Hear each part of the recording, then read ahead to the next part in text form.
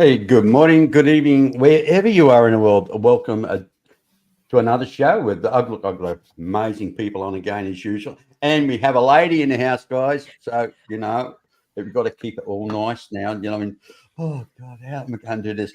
I guess I'll leave now then. Oh, come on. Well, she might teach us a few words or two. And you never know. Never know. She is an educator after all. She is an educator after all. Educator on the streets. Yeah, actually, yeah. Anyway, welcome everybody. Yes, and as usual, we've got Gerald from Midwest Sky Watchers, Night Watchers, isn't it? Sky Watchers, Night Midwest Watchers, Night Watchers. Night Watchers. Yeah, and we got Professor Bauer there, Golden Tonsils himself, and then we've got our educator, Heidi Popp. How you going? I got it right this time. Got my teeth in.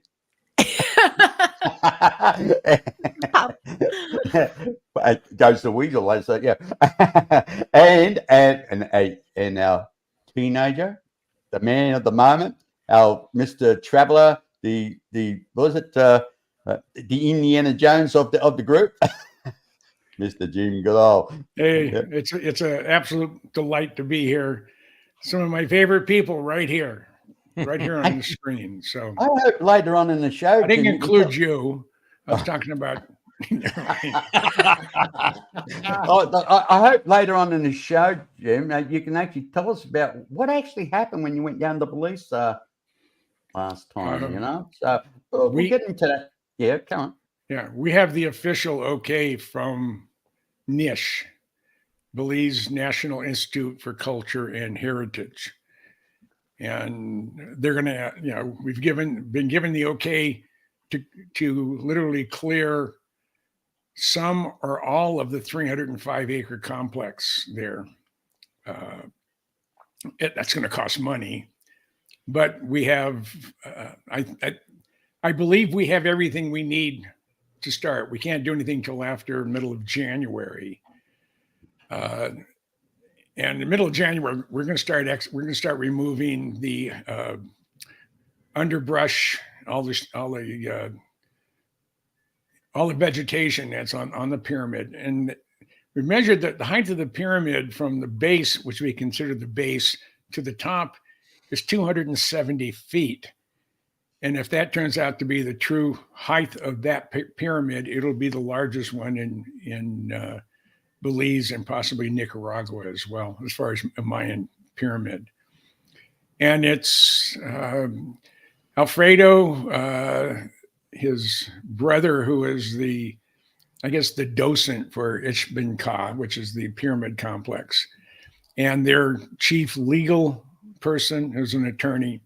They took the bus to go to Popp, I think, in Popp, which is north of Belize City. Belize is not a very big country. It's at the widest point, 68 miles wide, and north to south, it's 180 miles, 375,000 full-time residents.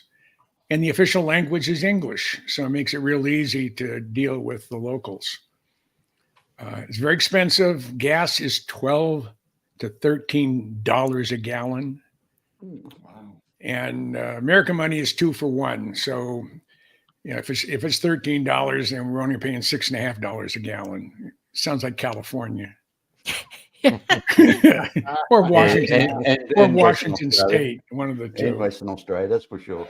Yeah. So we were on a 3-hour conference call today, and I think everything is nailed down. We have the permission. That's what we were waiting for, is the official Belize government saying, okay, it's yours. Now what are you going to do with it?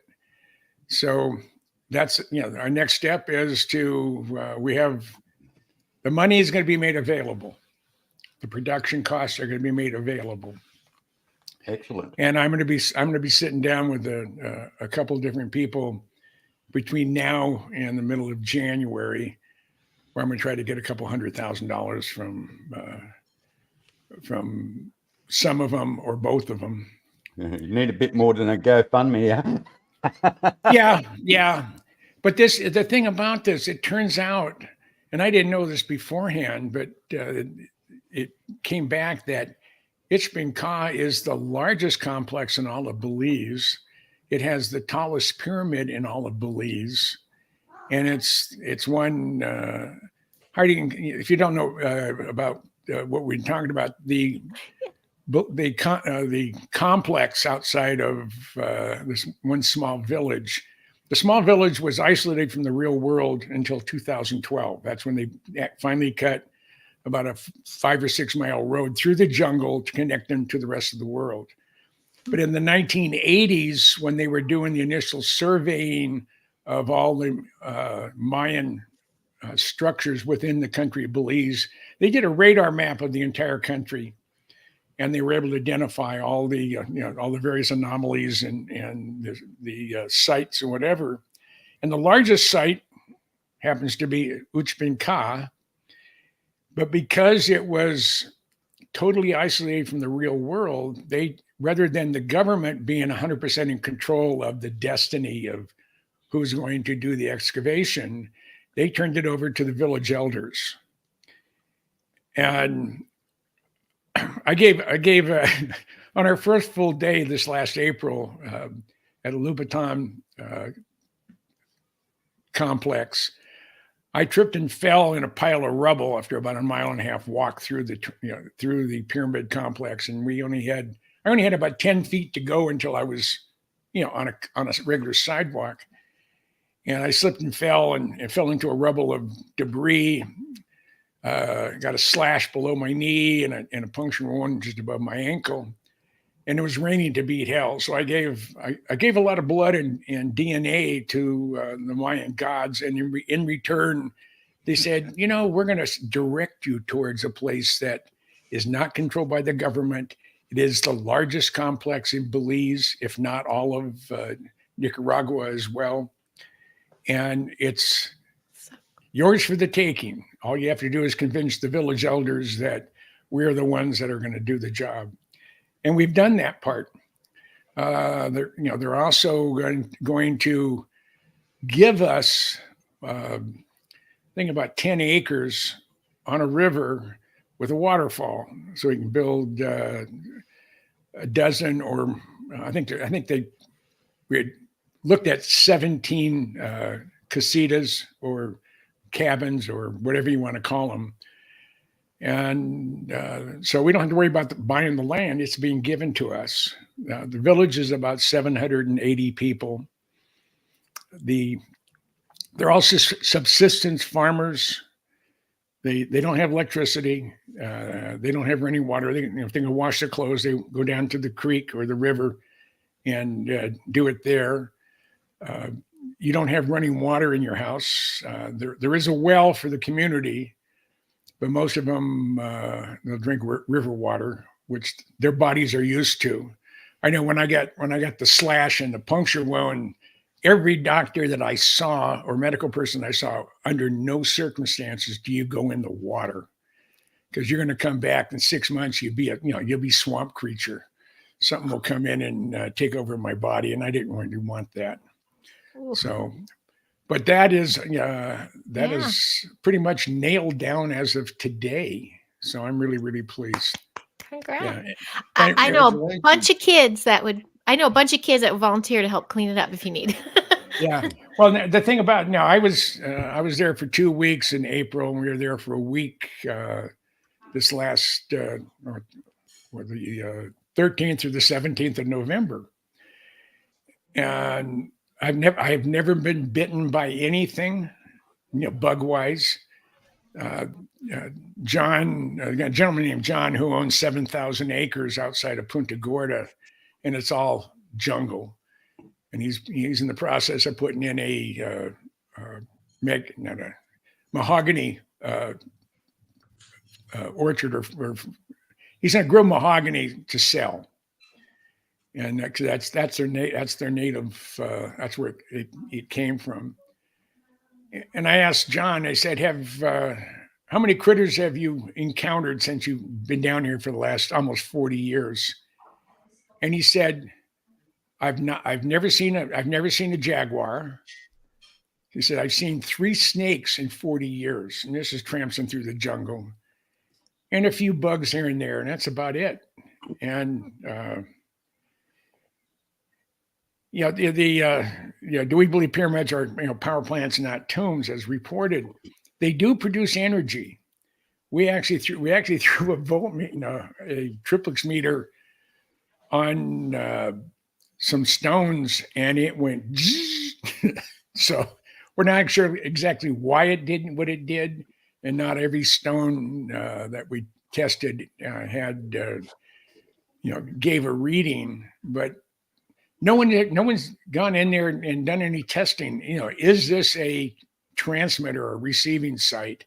How do they get the information out to the public? You're looking at the chat. Yeah, people just shoving stuff up there, Jim. Yeah. I don't want to interfere you while you're talking. I just let them know they're being acknowledged. That's all. So that's where I'm at, and I'll give it back to Terry. Well, moi. Anyway, actually, I wanted to talk about. Start off the conversation. Well, that was wonderful, James. Thank you very much for sharing that. It's I wish I was going with you. I really do. I mean, yeah. How do we invest? I could really do that. What would you say, Gerald? Yeah. I said, how do we invest? I want to buy some shares into this project. Well, it's going to be exciting. We figure our budget for everything we want to do is going to cost us. The total bill will be $3.5 to $5 million to do everything we want to do. And I think once we get the first season of the excavation of Ka, then we'll probably be self-funded. I gather there'll be a documentary following it to help fund it, I suppose. Yeah, we're gonna do a documentary. Are we gonna do 9, 12? How many? We're not sure. It depends on the availability of good video. Now, Michael Roser, and when we were there in April, he had a high definition video camera, and he did a lot of shooting. So that would be sort of like B roll, and then the film crew that's going to be coming in, they're going to use I think 5K or 6K cameras, so it's really, really high resolution. We're going to go in there with a LiDAR drone, and then an aerial radar mapping. We'll have ground penetrating radar. Now there's speculation that there are tunnels underneath the pyramids. That's a recent discovery. Well, being that we're one of the that particular site that we're involved in is the largest site in all of Belize. They believe the oldest site in all of Belize, and it has the tallest pyramids in all of Belize. And how I was left just to sit there in the jungle and collect overburden is beyond me. But like I said, it wasn't until 2012 that there was actual road cut into the village. So, and there's like 780 or so. There's Alfredo, who's the mayor. I said we have 173 healthy, able-bodied males that are ready to start working today. So, and I asked him. I said, okay. I asked Juan. I said, oh no, Jose. That's what it is. I said, how long do you think it'll take to clear the mountain or clear this particular pyramid? He said, 2.5, 3 weeks, and it'll be clear. I mean, it'll be clear all the way down to the base. Now we have to cut a road in. There's what they call a trail, if you want to call it that. Now, Jim, this is different than the pyramid with all the snakes. Is that correct? Correct. Yeah. Yeah, that's the one we'll throw Terry into if we can. Well, I thought you said that was the one that you really wanted to do. No, I don't like snakes. Yeah, I've been married to a couple, so. Yeah. Oh my! But not the sweet woman I'm married to today. She is really she's really special. So and not short school bus special either. So hey Jim. Yeah. What was that, Gerald? When you guys make your discoveries, who has the rights to all the information and all the artifacts that you might find? The village owns the village and the wait a second. The village has full control of the artifacts. If they're going to sell them, then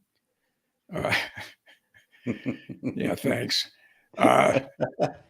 If they're going to sell them, then we get a percentage of whatever they're going to sell for. If they're going to be out on loan, there's a fee that has to be paid, and depending what the item is.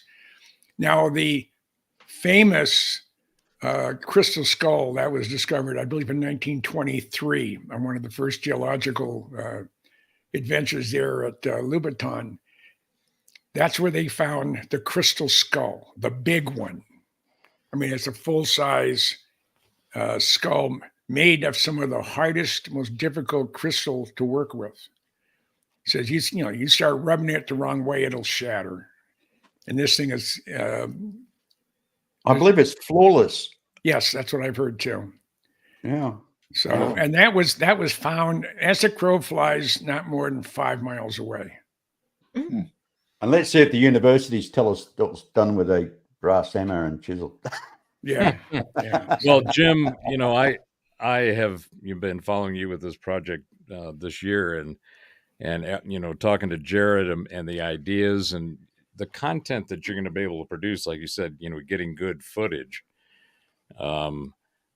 I know that you guys are going to benefit the village and the people around that are going to benefit from this monetarily in some way, because I'm expecting you guys to be that last turn of the spade that uncovers something completely new, throws a ginormous, an entire snap-on truck of wrenches into their paradigm and causes them to go run and scramble and try to fix what they've been telling us about history, particularly in Mesoamerica. I think that there's, when we finally get through all of the overgrowth and the hidden stuff down in Mesoamerica, and this is in my opinion, it's going to completely change history. It's going to completely change all of the paradigms that these educators have been schooling our young ones with.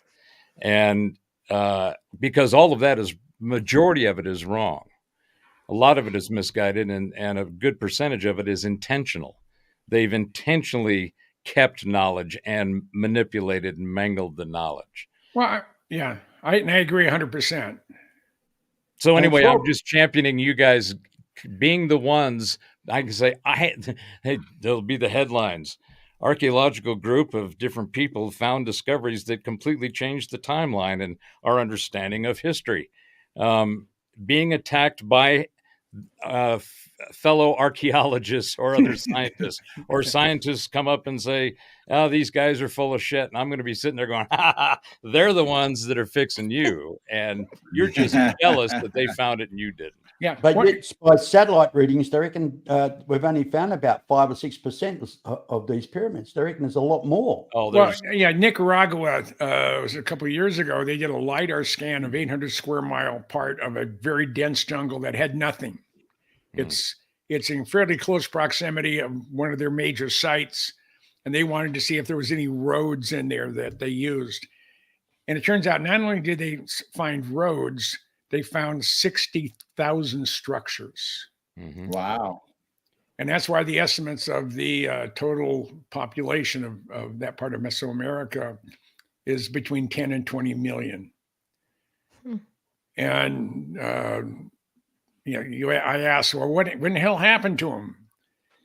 And the local archaeologists at the various sites, said, well, the two biggest things is when Cortez arrived, he brought in all the European illnesses and bugs that they had no immunity for, and it just ravaged the population. And then we had the fact that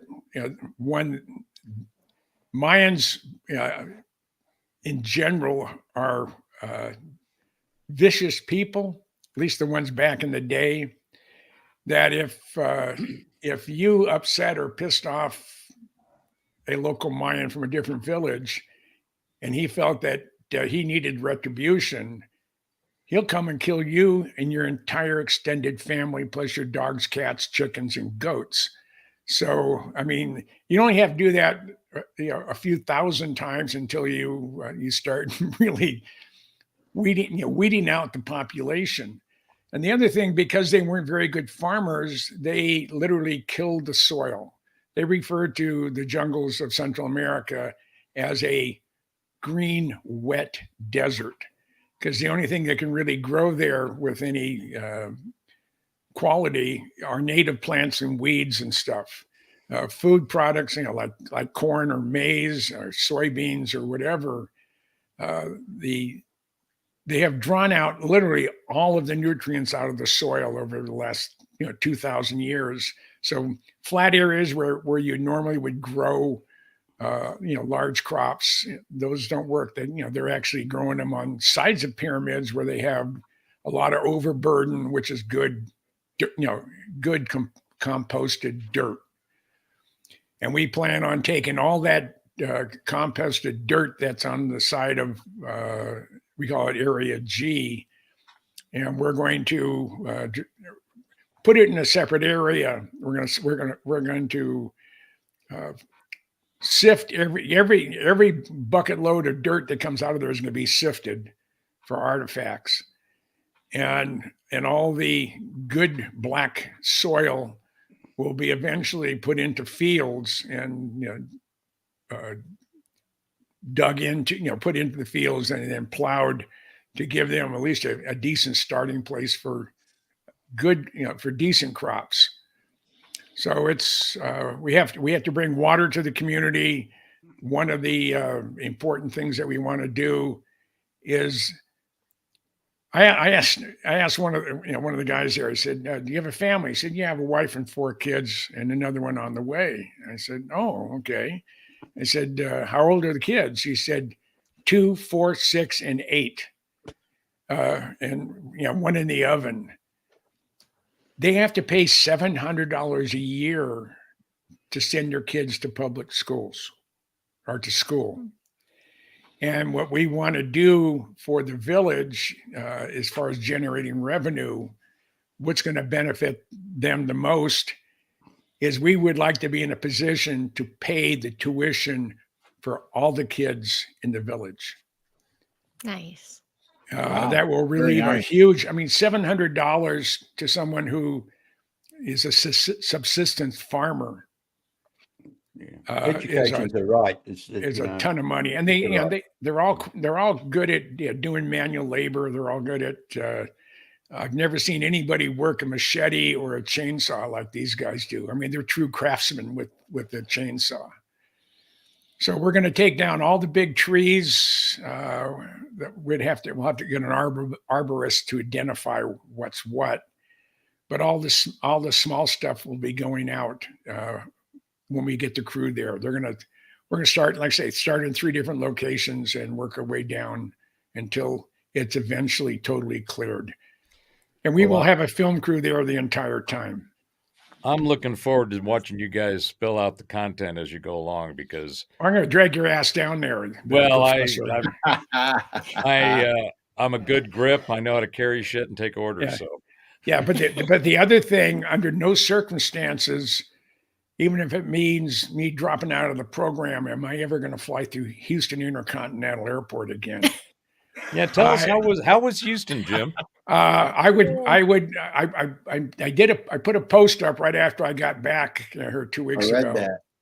And I said that even if it means going there, having to go in a flea and chigger infested Greyhound bus is preferable over flying in or through Houston Intercontinental. And I got pulled out and sent down into the lower bowels of Houston Intercontinental when they're checking me in, going through customs. And he said, what'd you eat last night? What'd you have for breakfast today? And I said, I had fish the night before. And I said, I had breakfast this morning. Well, do you have anything else? I said, yeah, I had pizza at the airport. Oh, what kind of pizza? I just kind of a strange question to ask. I said, pepperoni. He said, you said pepperoni? I said, yes. So it goes like this. Another guy comes and gets me. I go down and like 4 flights of real long escalators. We get down to the bottom.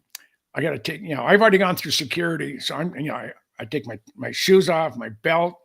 I had a knee brace, had to take that off. They swab my hands and everything else for explosives. I said, what in the hell gives? And he said, well, pork products are forbidden from coming into the country. And I mean, I'm just really getting pissed because I'm thinking I'm going to miss my airplane. I said, well, you want me to take a dump right here? I'll get rid of it. And he sort of looked at me like, I've heard enough of your protest. So I just gritted my teeth. And then I finally get up to the B terminal. It's shaped like a Y. I'm coming down at the foot. I look at the reader board and it says flight 6060 Houston to Phoenix, gate B86. So this is as far as ways you can get from where I'm at. And I go all the way down to that area and I see gates B83, 84, 85, 87, 88. I said, where's gate B? I mean, B86. Oh, we don't have one. What? So I'm talking to the lady at the gate, one of the gates, and I said, okay, where's 6060 flying out of? And she punches in, oh, that's B73. That's in the other part of the terminal. So I walk all the way back out and go all the way back, get there. I'm there about an hour, and it's up in the board on the gate, and all of a sudden it's gone.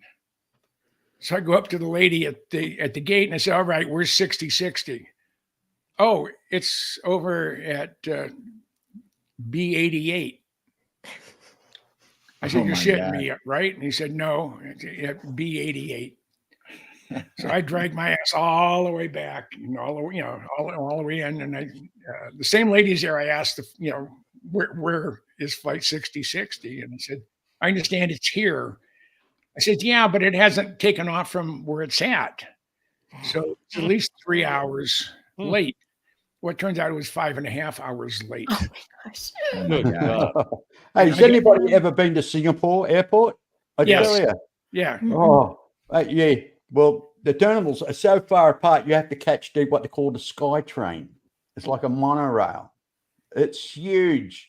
I had to take 3 trains to get to my gate when I landed there. I arrived on the E terminal, the A terminal. I'm going to D terminal to fly to Belize. So I see the signs. I go there. It says gates A through D, or terminals A through D. I get in there. It stops at C. The doors are closing. It's heading in the other direction. I said, what the hell? So I rode to the other direction, and I come back, and I get off at C. And there's someone from the airport right there. It says, I need to go to D terminal. Oh, you have to take this one back to A, and then cross over, and then take whatever else one it is from A to. I absolutely hate, and hate's a powerful word. I will do anything I can to avoid going through Houston. You ought to go on Yelp and give them a review, Jim. Yeah. Oh, I tried finding the official Houston Intercontinental Airport official website so I can tell them what they could do to their airport. I know it won't fit, but I was going to tell them anyway. So, and I've been in every major airport and even a lot of minor airports in North America. I traveled for almost 40 years by air. And this is the worst airport I've ever been in. Now, I haven't been in third world countries, in Central America or South America, other than Belize. All the time I've been down in Central and South America, I was in a C-130. So, oh yeah. I've had a couple of interesting. Most of my flights, when I flew all over the planet back in the 90s, I was flying business class most of the time in 4 and 5 star hotels. And when you said, have you been to Singapore's airport? I've been there, but it immediately reminded me of the flight after that, which is going into Hong Kong. And that airport, that's one of those ones where they've got a very short distance. The old airport. Yeah, and you have to go in, and they tell you, we're going to drop. Just hold on to your popcorn and your Cokes and your seats as we get ready, to go into land. And it's a belly rattler for sure. Well, one of my elementary school teachers was on a flight. It was a 747 coming into the old Hong Kong airport, and she ended up in the water. The airplane ended up in the water. It didn't stop at the end of the runway; it kept on going. So yeah, hey, back in late '74, I took a Air India flight from Heathrow back to Australia. But by the time we actually got to Mumbai, what used to be called Bombay back those days, we actually circled the airport for about 25 minutes, and all you could hear was the undercarriage going, having problems. You couldn't get the bus. So this is on a jumbo, right? Anyway, the captain says, "Oh, there's a slight delay. We just have to dump some fuel and blah blah blah. We'll be landing very shortly." And a friend of mine I met on the plane, his name was Bazza or something like that. Anyway, he turned around and said, "Dumping fuel? What, are we going to crash or what?" Apparently they weren't sure if the undercarriage locked into place or not once they got it open. Well, you should know something about that, Jim. Anyway, we landed at Bombay Airport. We should have been only there for about, I think it was about an hour. We should have been there. But they said, "Oh, we're going to stay overnight. They're doing maintenance on the plane." Well, don't they have another plane to take us out? No. So they put us in this hotel. Now, I don't know if you've been to Bombay or Mumbai. You've got this beautiful airport, and I'm talking, it's gorgeous. Everything's made out of polished marble and it's like decadent at its best. Around the airport, it's slums, right up to the runway. And I'm talking about shanty towns, tin sheds, old wicker type buildings, and it's unbelievable. And when you're like just walking through the place, somebody weighing on you like you're royalty, it's like you go to the toilet, and honestly, you have to tell the guy to go and get lost. I can hold it myself. Go away. It's crazy. I mean, really great. Anyway, we end up these two guys I was with. They actually they work for the Australian Embassy on contracting for promotion for tourism for Australia. And apparently they says, we're going to catch another flight. Do you want to come and join us? So we end up going to Bangkok for flight to Bangkok. And we end up staying there for 3 months. Oh, geez.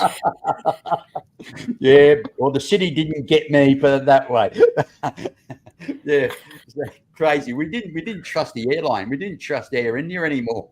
Honestly, it was scary. I don't trust any of the airlines anymore.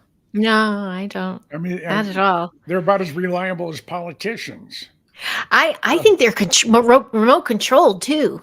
I feel like they're remote controlled. I just remember the good old days when I was a little girl, and me and my sister had matching little outfits, and my mom walked us to the gate and just shoved us off to the grandparents for like a month. And then they sent us back. Like we could just go gate to gate. And then I used to love to travel, like Burbank Airport's easy. But before, when kids came, well, I should say we had a horror ride 2 years ago coming out of Florida to come back to LA. I had a 4.5 hour panic attack. it was doing the crazy dips, really bad turbulence. Someone threw up, everything's all over the place, but no one came over the loudspeaker. Like there was, and the two stewards were walking back and forth very robotically, drinks, as people are like, and I'm like, these people aren't even present.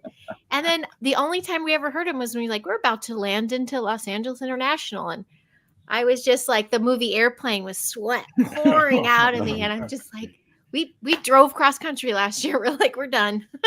If it's I'm with very if it's disappointed. within 1,000 miles, I'll drive. Yeah, we And- covered 16 states. We were Yeah. like, Well, my, Well, my, just couldn't do it again. my last I- road my Sorry. last road trip when I went to visit the professor, I went 5,260 miles in 3 weeks. And my car got 24.5 miles to the gallon. And my average speed was 67.4 miles an hour for the He drives entire a dream. trip. He's got a dream machine, believe me. Yeah. When I was waiting for him to arrive, I started looking up and down the street, and I kept seeing this gray-haired guy driving this vet going up and back and around the street. And I'm going, hey, I only went up there once and came back and then realized you were at the other side of the street. I have 185 mile an hour Corvette. Oh, wow. That's my Okay. Beautiful. Dream And I have machine. 102,400 miles on it as of today. Wow. I drive it. It's 2010. I drive it everywhere, and I love it. As What fast color? as you drive, Jim, you might want to trade that in for a Hellcat. No, I get 24 miles to the gallon with this thing. I got a buddy of mine who has a Hellcat in Hawaii, and he said if I take it easy in town, I get about 12. But if I crank it up to the 715 or 718 horsepower, I get about 6. And gas is just too damn expensive. And no, I mean, if this Belize thing comes to fruition, I'm going to get a C8 Z06, and it's 1,100. Well, I guess the ZR1's going to be 1,100 horsepower. And Susie B, how's it going? Yeah, g'day. Welcome, Well- Susie. well, I got to tell you that, anything that gets me where I'm going in a reasonable amount of time in one piece, both directions, I've come to have more appreciation for. Yeah.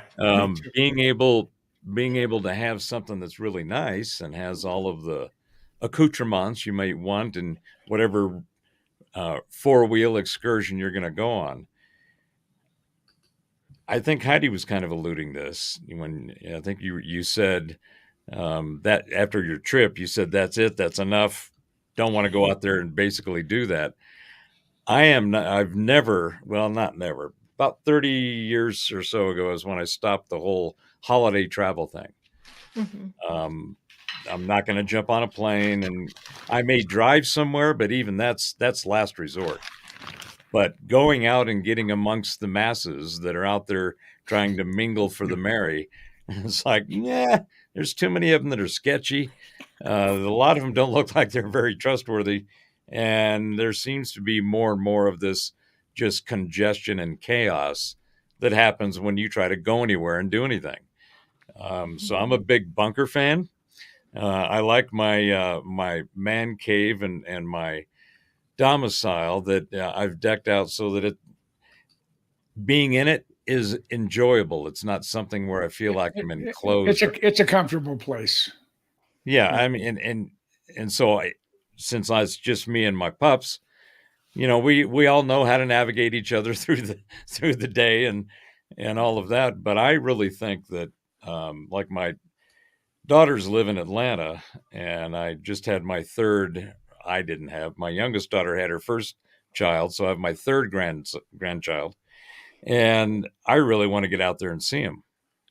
So they said, well, we know you don't travel during the holidays, Dad. When can you get out here? And I said, well, you've got Rowan, my newest grandchild, her birthday is the beginning of April, and then my 2 grandsons are 4 days apart in May. It's like, well, maybe I'll go in the middle and catch all of them. But that also has the advantage for me that that time period, April into May, is not going to be a lot of traveling going on, or at least there shouldn't be. And I've just really gotten masses adverse. I just don't want to be around large crowds of people. Mhm. They give me the willies. Now, Yes, and this is from somebody who just absolutely loved and went to California Jam in 1974. And it was, I think, 300,000 of us out there. Wow. But yeah, and I think for the most part, it's because of the crap that's going on out in society. We have a lot of adverse, stinky, piles of fecal matter everywhere, figuratively and literally. And we're seeing more and more of it coming out of our schooling system. Well, we've got an educator. He can tell you more about that. I'm sure. Well, I thought I would, toss that in because it's been one of my. Let's get it right. grabs. As Professor would say, you'll throw the turd on the table. Toss it on the table and here, Heidi, pick it up by the clean end. Okay, Heidi. What have you got to say about this? Now, what do you got to say about introduction in that? How about that? Sounds like a science experiment. We can learn from it. Right? What do you think about the system, Heidi? I think the old system and the Rockefeller system is collapsing and it needs to collapse. But I think what's happening is there's probably these generations now that are moving on up that are not only awakening, but were raised by like the first preppers and, doomsday's coming. And I don't know, these kids are starting to grow up because these parents that find us at our little learning center know there's something else. They're ready to try something different. And there's a lot of them. Like I'm having conversations with 8 and 9-year-olds, and you were talking earlier about history, and they just start conversations about the moon. It's not a moon, that's a satellite. And then there's a 9-year-old going, yeah, but did you hear who's the cameraman? Like they're talking back and forth. And my assistant and I are just like, well, at least they're thinking things through. But they're aware that what's being told out here is a lot of show. And I think it's coming from their parents. A lot of their parents are like, this isn't right. We need to change the system. But I think they're also just coming in bright lights. They're just coming in ready to flip the whole system themselves. These kids are, when they can be, I'm treading scary waters here, but you can see how Big Pharma gets involved and a lot of the lights go out. And I think that goes hand in hand. So some of these kids I'm fortunate enough to work with that have not been maimed by Big Pharma, or they either are looking for alternatives to clean themselves up from Big Pharma. But there's a lot of conversation that happens with kids today that I don't think happen in the regular school system. And for some that aren't aware, I'm at an enrichment learning center. It's a lot of homeschools. We meet a couple days a week. We follow Rudolf Steiner's curriculum. It's very Waldorfy, but it's all about energy and the mind, body, will, and frequencies, and like the good stuff, the juicy stuff, and all of academia. the sentient self-awareness stuff that they is completely suppressed in the current model. Yeah, and we're getting more. And also too, you're told what to learn, and if you kind of go outside, you're told what to remember. They're teaching you not to think. That's exactly right. You question something, they say, hey, you're not here to question it. You're here because you're learning exactly the same thing the guy next to you is learning, and somebody else. I mean, you're not really expanding your mind. Well, it's designed like a manufacturing process production line. You're just another brick in the wall. You get a stamp of, a silo of information that is then as long as you regurgitate what you were told what to think, because they completely removed how to think. And they replace it with what to think. So they've given you the information they want you to retain and regurgitate so that you can be registered with some stamped piece of paper. So I'm really interested, Heidi. Reminds me of that old movie, Obey. Oh yeah. Well, exactly. That's exactly right. Heidi, what's the curriculum like? at where you teach? Steiner is so aware of the developing child. Like it's very like I'm happen to be with third graders, and we loop the kids. I'm with the third graders. I'll be with them till 8th grade, the same kids. So that's a very Steiner thing too. The educator Mhm. grows with the child. But they go through the developmental stages. So when they're doing the 9-year change, it's a very big developmental year, and that's what this grade is. It's when the child first understands, like they separate themselves. They're like, whoa, I'm a part of this universe. Like it's not just my universe, like a little kid or fairies. They're aware of their mortality. They become aware of their parents' mortality. It gets a little morbid. So we introduce a bunch of new skills. That's when I was telling you last time about the strings instruments come out. They learn musical notes. We do house building. We've already built a few structures. There's a lot of cooking. That's how we do our math. A lot of Choices. art, a lot of watercolor. And it's like Very showing their skills. And then you see where the children are shining and you lift them up. So, what one is not really, I could take or leave this, but he loves the mud. Cool, I got a job for you over there. And that's my job as the educator to guide. And that's very Steiner, I think. And they're super critical thinkers. My daughter's in the middle school there, and everything's about teamwork and counsel and talking things through. And last year for medieval studies, they built their own catapult and weapons, and but they built them so they could figure out the science and mechanics behind it. It's very hands-on, but it's all about what is appropriate for the developing child. And that's why Steiner really poo-pooed Farmer, but also, well, they didn't know about the media stuff, but today's educators are like, please refrain as long as you can from introducing media. And I just did a little episode with a friend about VR because even last year when I assisted in the 4th grade, we were doing an animal block and they advised me not to bring in my turtles. I had these box-eared sliders and stuff. Like, no, let them, they have to visualize first. They need to figure out how it moves and all it is. And when the block's over, bring them in. And it didn't sit with me for a while. And then I got it because I saw their reaction and I saw how they handled the lesson block, how in depth they thought of everything. And they didn't just look at something and copy it. They were thinking of all these, how did he breathe, sleep, feel, touch, all these things. And then they met one and they're like, oh, wow, wasn't anything like I thought, or yeah, it totally was. It's fascinating. It's actually quite fascinating. You stand back a lot. Well, they just It sounds like a very interpersonal, individual, intentional interaction. Very much so.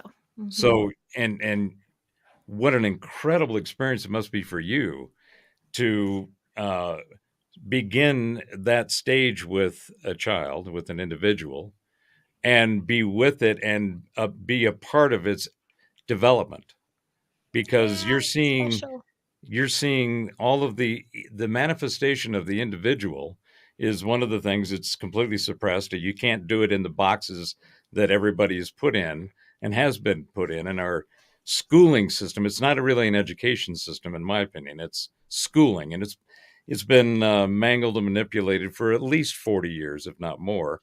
And it's gotten seriously tweaked in a really bad it's money way. Laundering too. It's money laundering. Make them test so they can get the money, but then you never see it in the school. Well, go ahead. One of the arguments that I put out when this whole student loan thing became, a big meme in the social discourse was that, no, let me hold on a second. Let me understand something. You paid for something that that was supposed to have a value at the end, that you were supposed to be able to go do something with. And essentially in the business world, it had an ROI, return on investment, right? But it didn't work out for whatever reason. And now you want that forgiven. It's like, well, that's one of the things that they don't teach in the current school system is any economic self management skills, doing a checkbook, doing your bank balance, taking care of all the things that you need to do in order to be an individual and have some kind of sustainability in the social environment that you interact in. And they don't teach any of that. That is completely, it's like, no, you've got to be this, that, or the other. And I thought, well, first of all, the illogical, it would be a crime if we paid for it for you, because it would be a lesson you wouldn't learn. Yeah. And number two, all of these institutions are apparently selling some questionable product. And if the product doesn't deliver on what the people's paid for, what they told they were buying, where's the institution's responsibility in that? Oh, and by the way, the Harvards, the Yales, and so forth have endowments in the tens of billions of dollars. They could easily give back and help some of these poor these poor people that were lied to and given a product that wasn't worth the paper it was stamped with. Pun intended. That's my rant. It's a good You know, one. if you don't mind me saying, in Australia here, what the education system, for the first 3 years, you get what they call Oz Study. That pays for your tuition, and it also gives you a bit of pocket money. Most students go out and get themselves a little cafe job, something, serving tables and stuff. But if you're going for a doctorate and it's going to go on to say 4, 5, and 6 years, then you go on to what they call student loans, and the interest rates. There's no interest. There's no real kind of interest rates whatsoever. But the thing is, you can get yourself, by the time you've got your doctorate degree, you could be something like about $180,000 in debt. Now, the thing is about this, you don't have to pay it back if you earn under, I think it's something like $90,000 a year or something around that figure. But if you earn over that, you've got to, I think it's you don't actually pay back the loan as like in, or you pay a monthly payment. Your tax is 3% higher. So instead of paying the average tax, you pay 3% on top of your normal tax. Well, to me, that's a system. That's a symptom of a system that is broken. And in my opinion, and I've been yammering on about this for quite a while now, at least the last 3 or 4 years I've been doing shows. What we have right now, and people are focused on the collateral damage, the symptoms, and all of the stuff that happens when this main reason occurs, which is they're all broken. They're all of the institutions and the systems, the infrastructure, the models, and the way these systems are designed, they're all broke. They don't work anymore. Name anything: sciences, academia, media, the institutions of whatever, government, our finances, our judicial and legal system. Everything is showing massive amounts of cracks and fissures, and a lot of them have started to crumble with big chunks falling all around them. And that all of the chaos that causes is what we're seeing and dealing with in our reality. All of the different memes, the wars, the political this, and the BS and social that. It's just full of shit. There's nothing but crap all around. So why is that? Well, in my observation and analysis, it's all of the institutions are broken. They're all falling apart. They're about to be replaced, in some cases bulldozed, both literally and figuratively. And the things that we're talking about, like the archaeological work that Jim's doing, the educational work that Heidi's doing, what's going to come out of that will be the really cool stuff that we deal with after we deal with the destruction of the old. The old it's run its course. It is done. And it's the pain of demolition and things dissolving, and decomposing, because all of these systems but they're all fighting to stay. I'm hanging on. I'm going to, I'm like an animal in a corner, and I know that my gig's up, but I still got some of me in me, and I'm going to let it out. And so I think that what we're going to see on the other side is some of the most amazing, wonderful it'll be disruptive transformation, but the innovation and the change that we will see within and without ourselves, the new systems that will come up to support the ability for people to just get along together. All of that technology is here, and it's about to be unfolded and unloaded on humanity. And how long is this going to take before we get to that? That's the thing. Oh, it's going to be a process, and it'll take time. But I think we are at the wave has already started. The We're on the forefront of it. back end Mhm. of the wave, and we're not near the crest yet. The Mm. crest is going to happen, and then we're going to float in after the crest. But that crest is coming down. It's going to wipe out a whole bunch of things, and it's going to be ugly. It's going to be painful. It's going to be very emotionally and intense, because a lot of people won't. It's like in the Matrix when Morpheus said to Neo, you have to remember that when you go in there, some of them don't want to be unplugged. They are inured, they are dependent, and they would prefer to stay plugged, even to fighting to the death to stay plugged. So the awakening of the knowledge apocalypse, which is the broader term that I use for this, which means the knowledge unveiling, not apocalypse in the way that it's typically used. It's an unveiling.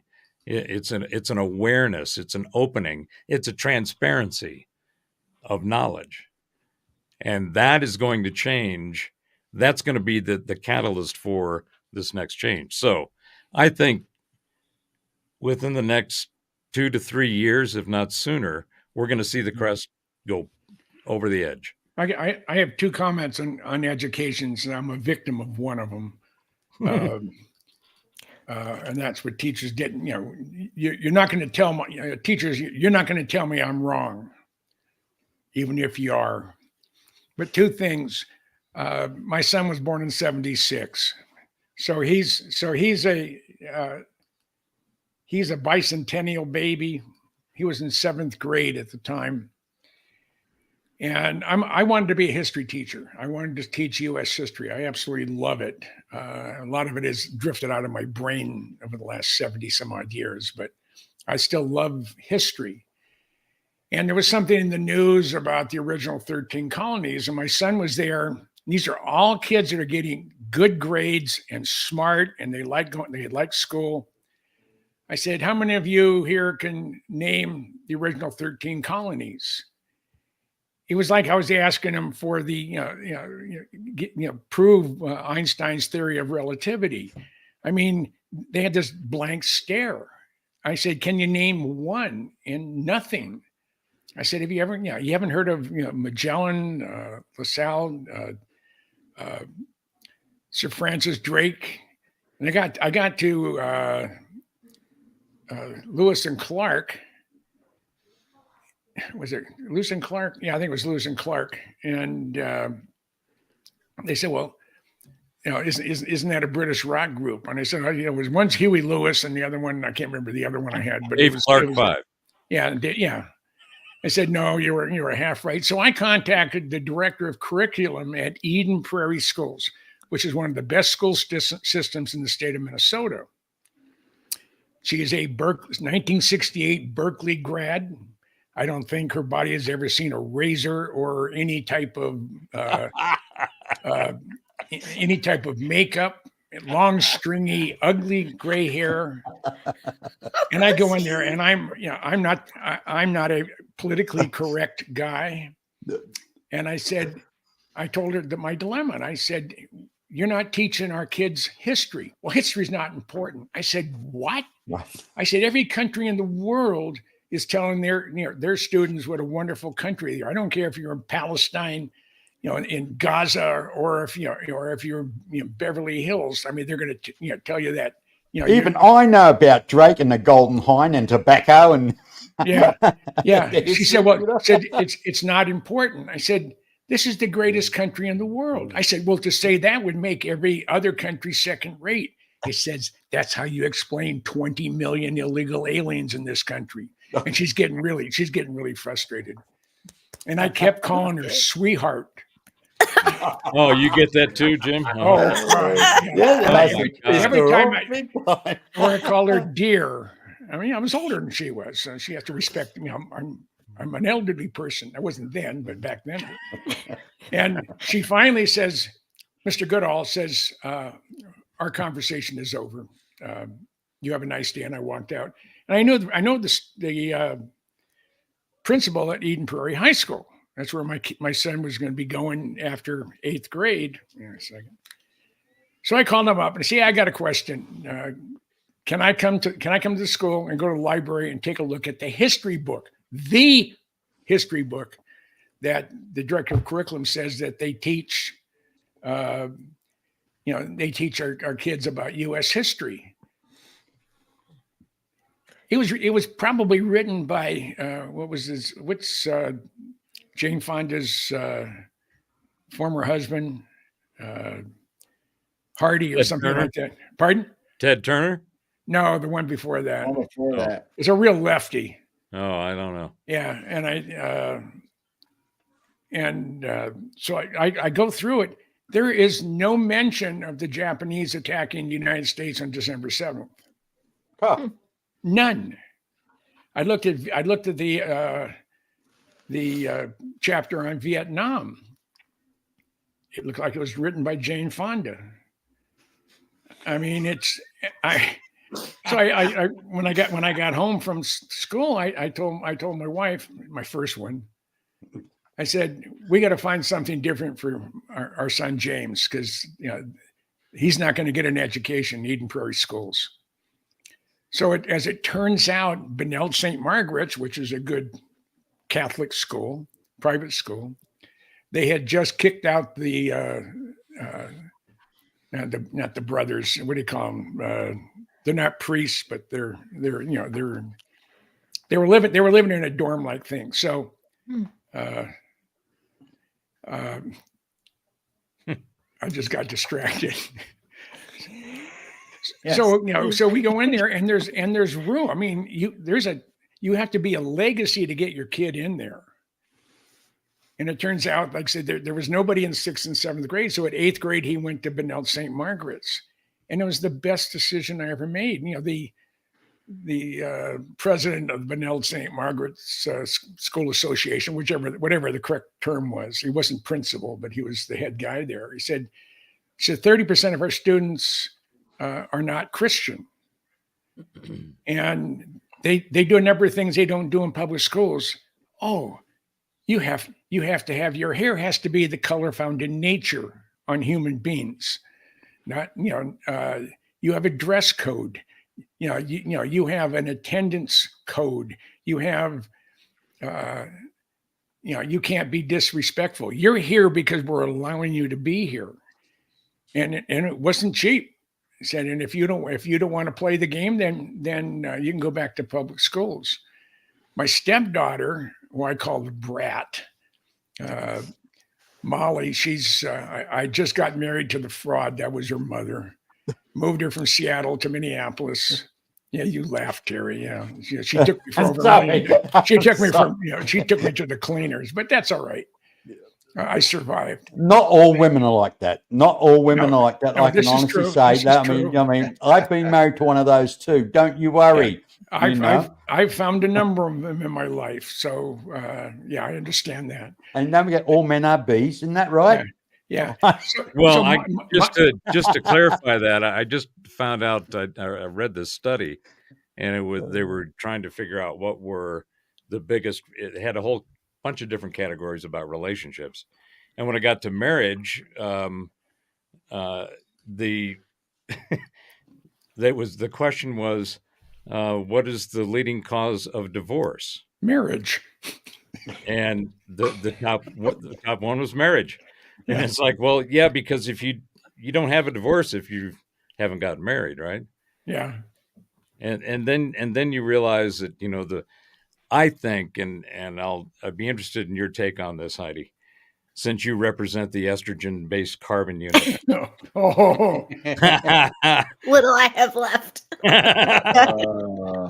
So my observation is this, that men and on the topic of marriage and it being the leading cause of divorce, men get into a relationship with a woman hoping she won't change. Yep. I mean, let's see where this is going. Women get into a relationship with a man hoping they can change him. Yeah. Yeah, I get that. I Yes, no, I is feel that- yeah. I get it. I was married twice. My first hubby, I rushed him.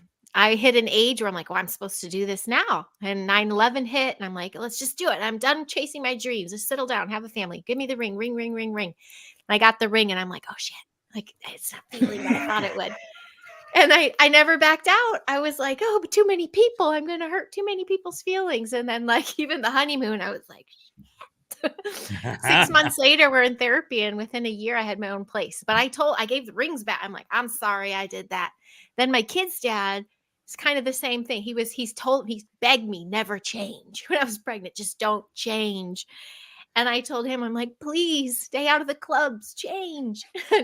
And it never worked. I had kids, and I was like, Mama Bear, like, of course I'm going to change. Mhm. And so now I have a gentle giant on my side. He lets me be me, and we just balance each other out. I'll ask each and every one of you a question.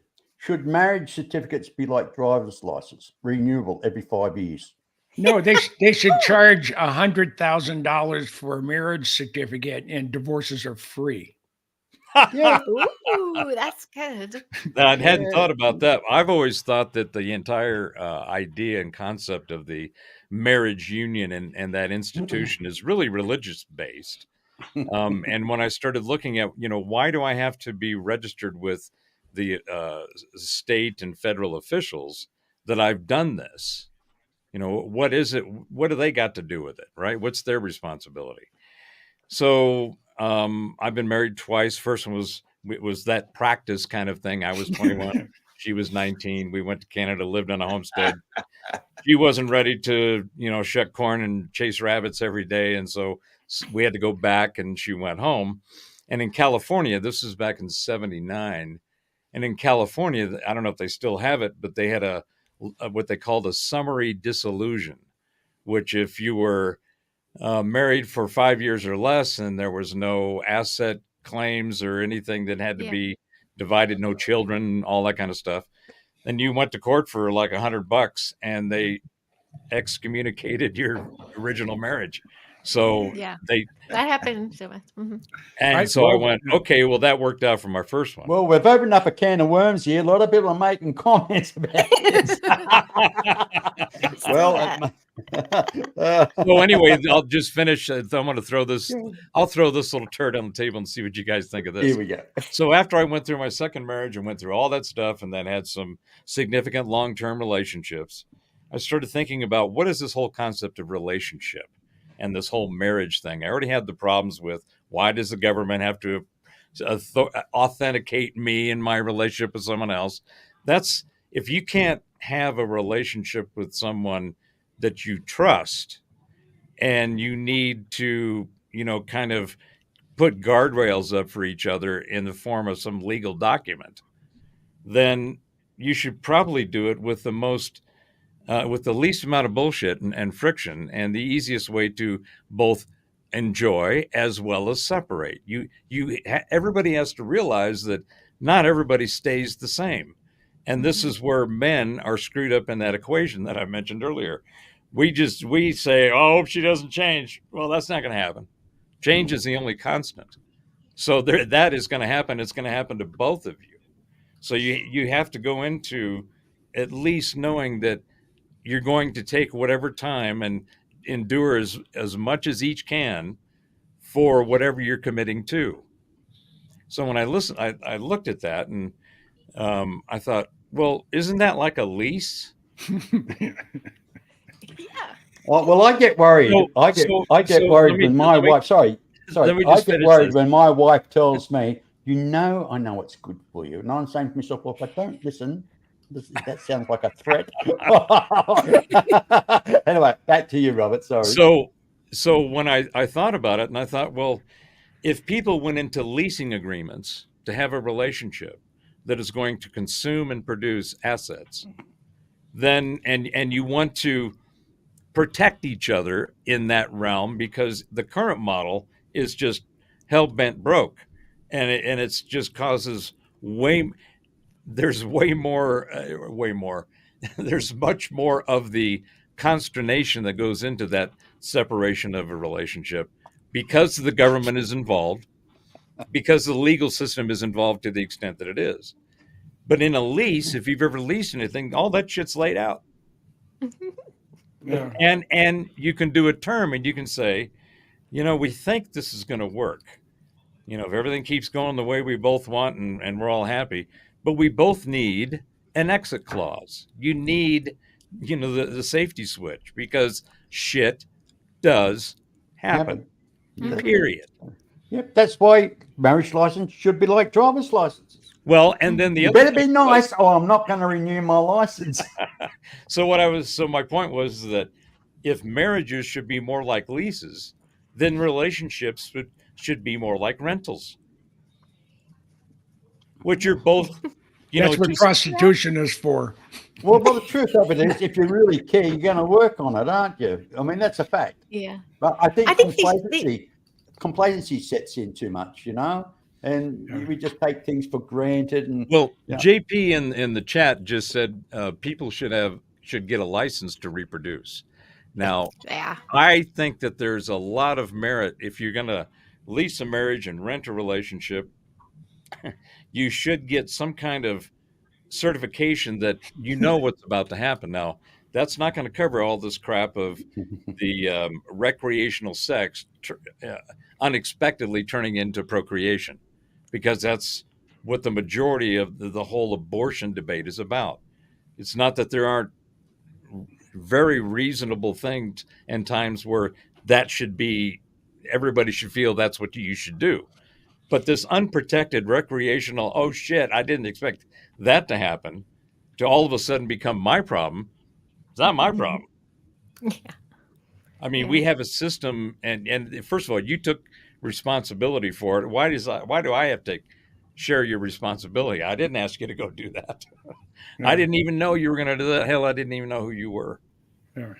But for some reason, there's this driving narrative that you have to. It's a societal problem, like mental health used to be back in the turn of the previous century. Yeah. The institutions, while they had all their problems, at least there was a place where It's people called could get Congress. some kind of treatment.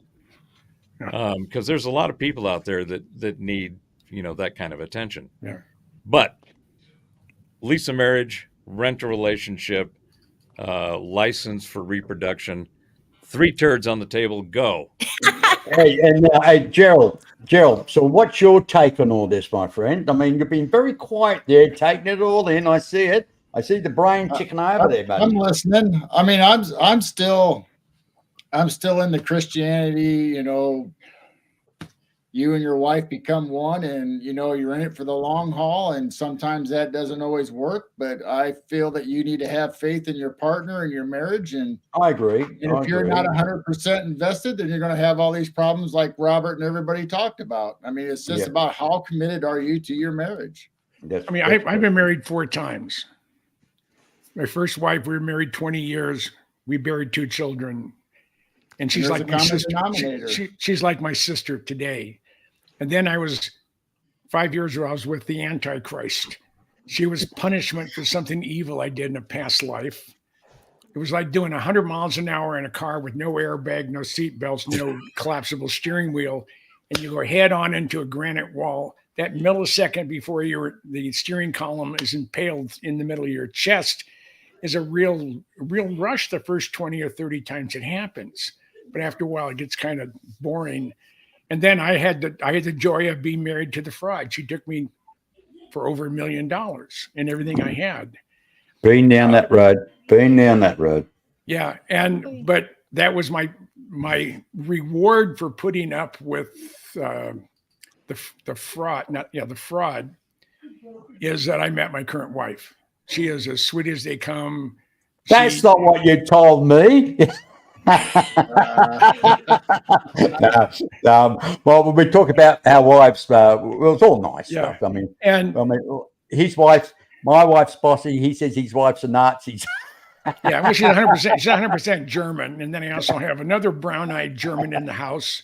She's kind of hairy. Her name is Scarlet, and she's a rescue German Shepherd dog. So, but no, Rosemary gives me freedom to go on the road. She doesn't throw a shit fit if I'm going to go spend Saturday night talking to a bunch of degenerates from the other side of the world.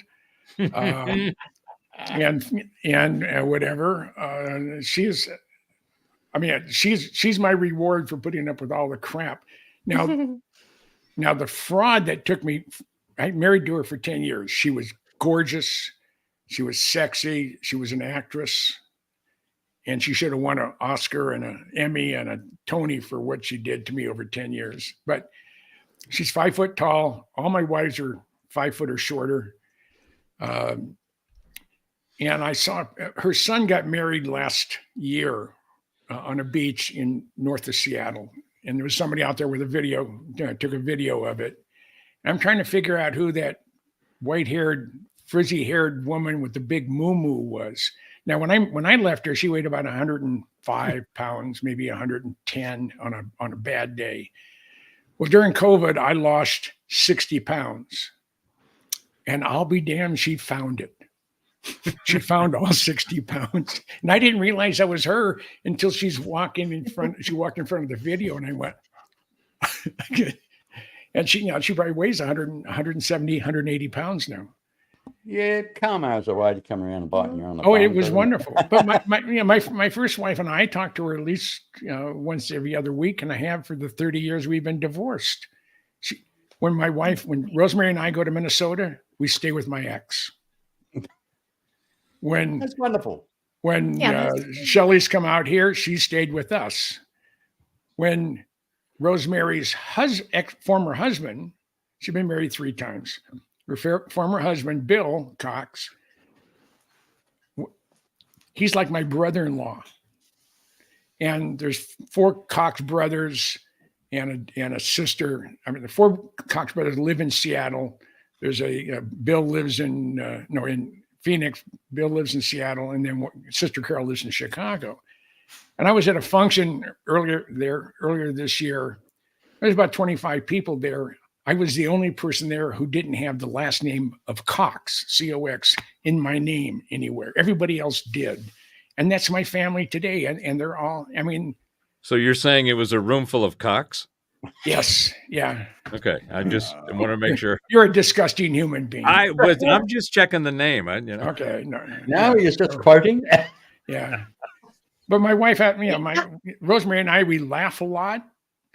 I go out of my way. I try to be as good a husband as I can be. When I'm on the road, I call her in the morning. I call her midday. I call her in the afternoon. I call her in the evening, and I call her before I go to bed. Even when I was down in Belize, I'd call her. And I had a very, very dear friend who lives in Fallbrook.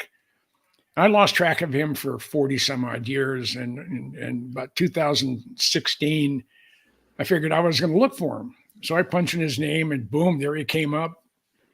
But there was no phone number. And Don and I always had a very special relationship because he would think something and I would say it, and vice versa. So it was a Monday when I decided I was going to, search for, Don's name. His wife asked him and said, Don said, "Do you ever know what happened to your roommate and your good friend Jim Goodall?" I said, "No." I said, "I don't even know if he's alive." Well, that was on the Monday that I was thinking about it. And I went and I had a postcard. So I wrote out a postcard of this is, Donald J. Avery. We used to work for Pacific Telephone. I'm Jim Goodall. Call me. And I sent him a postcard. And Thursday of that same week, Meredith went down to the mailbox and came up and said, "You remember Monday when we were talking about Jim Goodall? You didn't know what happened to him?" She said, "Yeah." I said, "I have a postcard from him. It was mailed Monday, almost the exact same time that they were talking about it." But the reason I bring this up, I went immediately, went out, give him a visit. I was there 3 or 4 times. And I think it was in 2018, Meredith died unexpectedly. She had a heart attack. And I went out there to console Don. I spent a week with him. And he said, every time I've heard you call Rosemary, you tell her you love her. He said, how many times a day how many times do you say I love you to your wife? I said, every time I see her. And it's sincere. I mean, if I walk into the living room right now and she's watching the news, I'll go give her a kiss and tell her I love you and then come back in here. And he says, I can't remember ever telling Meredith I love her. Well, that's not going to work out real well. Well, I tell No, I'm exactly the same. I tell my wife I love her every day. Every time I walk past her, You have to. I mean, I give her a pat in the backside, and I usually just bend over and kiss her on the forehead, and yeah, and give her shoulder a bit of a rub, and all the time. And now she gets in the habit; she just leans towards me. And in our household, we're dealing with a challenge right now. Rosemary's had 3 bouts with cancer. In November of 18, they took out her right kidney, and it was, and the doctors at Mayo Clinic said, of all the cancers you can have, kidney cancer is almost guaranteed it's going to metastasize somewhere else. Oh. So fast forward to February 24th last year. She's 5:30 in the morning. She's walking into the bedroom. All of a sudden I hear her scream. A bomb just went off on her head. And she had an aneurysm inside a kidney cancer tumor that had metastasized on the outer coating of her brain, the outer membrane of her brain. And it was right in the back. And if she had been driving a car, she'd have been dead. If I hadn't been right then and there, she would have died. And we've gotten that taken care of. And then this year in August, she had reoccurrence of cancer in same spot in her skull. So they didn't have to cut a new hole. They should have put a zip tie on it or something. They opened it up, put some radioactive seeds in there that will guarantee you that the cancer will not reoccur in that area. And it doesn't show up anywhere else. She had an MRI on her head and a full body CT scan. But she keeps telling me, what are you going to do if I'm not here? And I know I'm going to live over 100. That's in my head. I know that's going to happen. I said, as long as Scarlett's alive, she's our rescue German Shepherd, and she's a beautiful girl. I said, I'm going to live in this house. And that's my backyard right behind me. I mean, it's not much of a yard, but it's a nice yard. I said, but if Scarlett's not here and you're not here, I'm not going to stay in this house. It's too big. I'm going to bounce around. So I'll either go to one of 2 places. I'll either move in with my son back in Minnesota, and the thought of going back to Minnesota, as much as I love my son, I just want to puke. Or I'll go back to Hawaii. I can live there real cheap. I'm retired military, so I can shop at the commissary. Yeah. A lot of people don't understand that as you get older, and we've had such a long life being independent, and it's hard to give up that independence and hand it over to, Yeah. The last thing I hate is somebody putting diapers on me. You know what I mean? That's a horrible thought. But hey, we go out the same way we come in, apparently. So if we naked, no teeth, no hair, shit in your pants. Right. Yeah, I know. Well, on that note, I've been thinking about the whole idea of some of the shows I've been on recently. We've been talking about the whole NDE realm, and what's that like? How could it possibly be what it is? And then the thought occurred to me that when we always hear the question, what's after death? And we rarely, if ever, decomposition. What's that? See, decomposition. Decomposition. Yeah. But we rarely, if ever, think about what was before birth. I mean, we came before we died. But we're always obsessed with, this, now that we're here, shit, when this ends, what's that all about? Which is, obviously the most important question. But I think a lot of that answer to that question, or at least illumination of it, would be thinking about, well, what was before you were here? Wouldn't it be the same thing? Are they two different things? I don't know.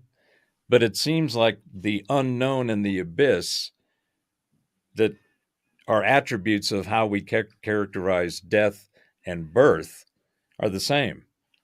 Somehow, all of a sudden, from somewhere, this came. When the death occurs, or what we define as death, it's going to be along the same kind of lines. Most likely, you will just either blink out, or you'll be broke out, or whatever that is. But there's apparently this transitional state.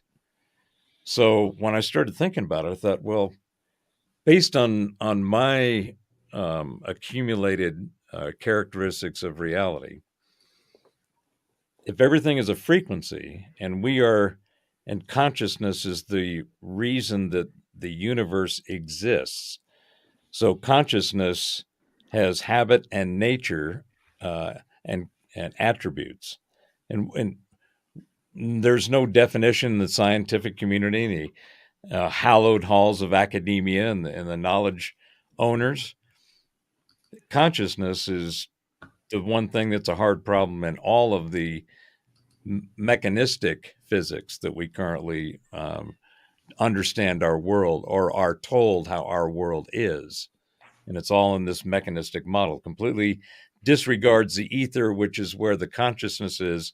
And consciousness has become what each science discipline calls the hard problem, because there is no definition of it. There is no delineation and distinction other than the individual empirical experience of this thing called awareness.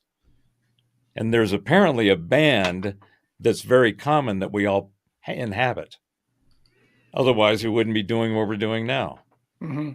We're all functioning in this frequency field through the individual stamps that we are of the consciousness that we are the result of. So the key is to think about it as, what are the characteristics of consciousness? Seems to be always on, has different levels and delineations in our experience, but at a minimum, it appears to be constantly in motion. It's always moving. And directionally, you can assign it however you want. It can be expanding and moving. But at a minimum, there seems to be a constant forward motion of consciousness. And since consciousness is expressed in what we see and interact with in this universe, in this reality, is based on energy. And now all of the different delineations of higher models of physics have now all agreed that nothing is solid. Everything is in a wave state. And a wave is something that something does, not what something is, because frequencies are constantly moving. The whole Tesla think of energy, vibration, and frequency is exactly right. That is how simple the subtlety and the profundity of that reality is. It's that simple. The mechanistic models that we have now are looking at it and trying to figure it, use a bunch of complex ways in which to try to go at the problem. What kind of tools and toys and techniques and technology and telemetry can we come up with to help us explain that which we don't know? So the simplicity of it is that the habit and nature of consciousness is in constant motion, which appears to be constantly creating. There's always more. There's always a push and a movement forward of novelty, new things. So that seems to be what's happening in consciousness. No identity, source, anything else. This is simply observational about how does consciousness seem to function. Well, if consciousness is, we wouldn't have reality without it. We wouldn't know we are in a reality unless we were conscious. And are we real? Are we simulated? Are we a giant, pinball video game up there? And your reality is not my reality. So does your reality really exist? Question. Well, the only thing that you know is that the unique frequency stamp that makes you who you are, it's your mind. It's not your body. It's the mind, because everything's in frequencies as they materialize. But what we think of is that consciousness energy is something that's in a realm that we only experience, but we haven't built the stuff to go look at yet. Yeah. And all if the you don't experience neurobiology, it doesn't happen.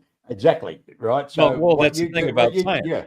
Yeah. The whole thing with the quantum X models is that if it can't be observed, it has to be mathematically modeled. It's like, well, the model doesn't guarantee anything. It simply is the latest understanding of quantities and formulas and, crafty calculations that people work with. And they still come up with stuff that all of it is subjective, basically. So if consciousness has a characteristic of constant motion, and it expresses that motion in what we call energy, and energy is a huge, unbelievable, vast, maybe infinite fields of energy and frequency. And as they happen, they happen, and that marker is left. That's where our memories are. That's why we're able to go back in time and non-locality, because that frequency that happened on that event left its own unique signature. So your unique signature moves forward like consciousness, because we are the expression of consciousness at this level that's being that we're Ubering this carbon-based meat suit in this iteration of reality. And I think that has regular cycles. And the idea of what's typically referred to as reincarnation, I refer to as iterations. Because the one thing that's very interesting is that if that whole cyclical iteration is true, what's the purpose of not being able to carry that previous information forward? Who says you can't? Good question. I mean, I know I've been here before at a couple of different times, and I know that I have. Yeah, now Heidi, you probably seen the movie. You guys, maybe not, because it's not a guy movie, but Dangerous Liaisons with John Malkovich, Michelle Pfeiffer, Glenn Close. Yeah. Mm-hmm. And by the way, that's the wrong way. That's my hot rod, the one up front. He's a teenager. I told you he's a teenager. Well, I was going to ask you, Nice. is your ride hard to find a parking space for back there? I mean, this seems like you need a little room to park that big bird. Oh, the one behind me. That's. They rolled that out. The Skunkworks designed that for the movie Top Gun Maverick. But now I forgot what the hell I was going to talk about. Where was I? it's like the old thing, squirrel, and my mind goes somewhere else. Yeah. I think Robert does that on purpose. Yeah. Well, Jim and I have had just days long of conversations and just meandering off on a regular basis and just going, okay, what were we just talking about? Because there's a whole bunch of squirrels in those conversations. Yeah, well, listen, look, I've been wanting to talk about something earlier on. Look, sorry about this, Jim. But look, maybe Heidi can kind of help me on this one. Flying dreams, very common in children, right? Now, I've actually reading the other day, 3% of people on this planet have flying dreams. Really? Also, too, yes, it's very common. And then it goes back to the Native Americans when they talk about, they can set flight with their in their culture where they're a bird or they're or an animal that they can adopt.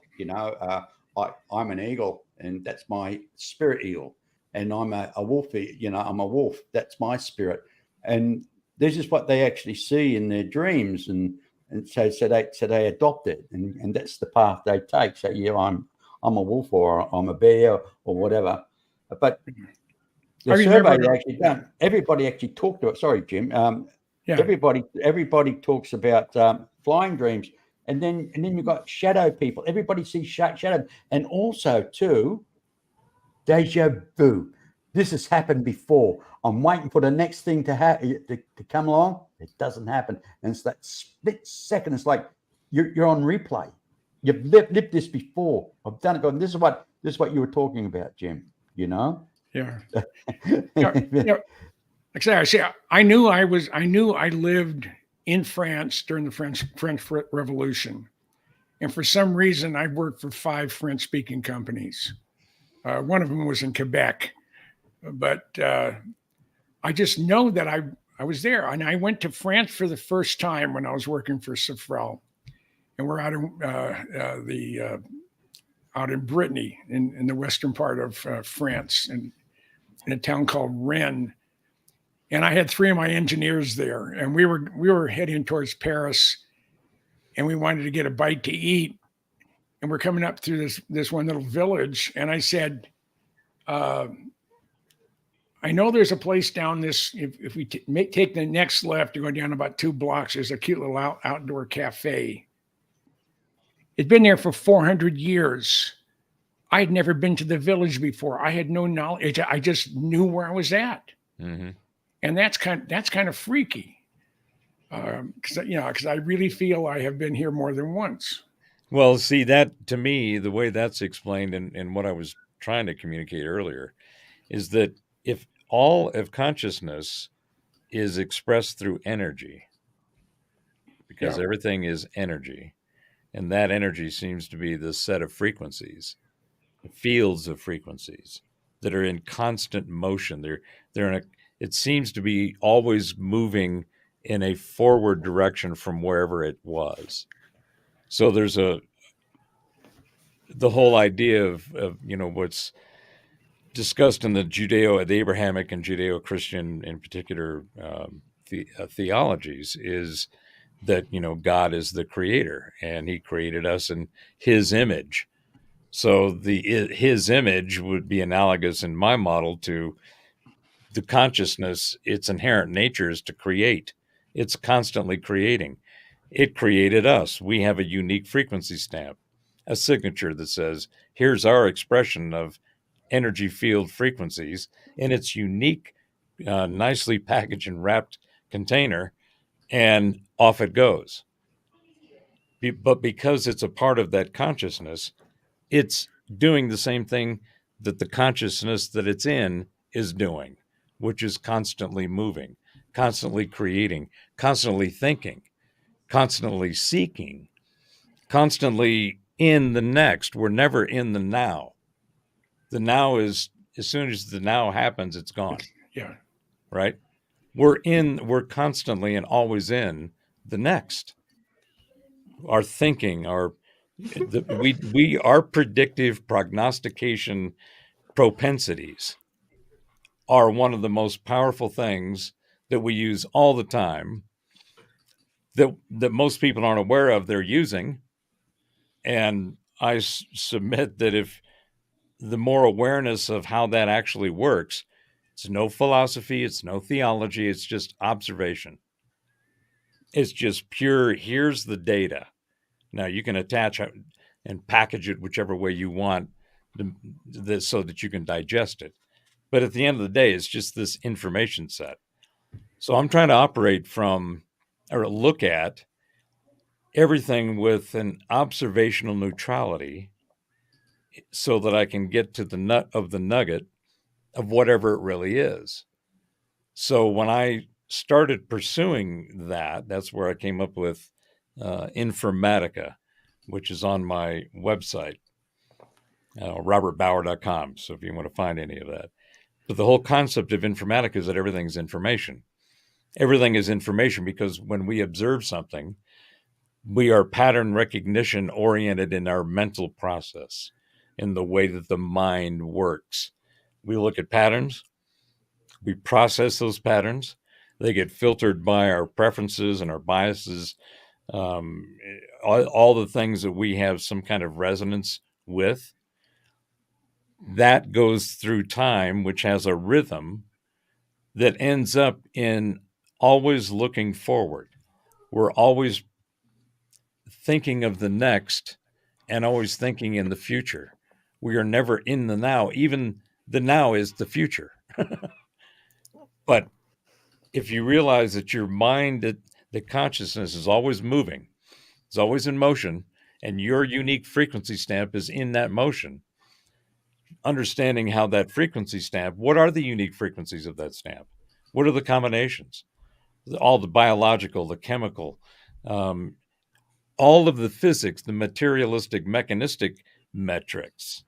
And then there's this whole other realm of the ethereum and the psychic capabilities of consciousness, of precognition, of having dreams, having astral body NDEs, which is, I think, what we started with.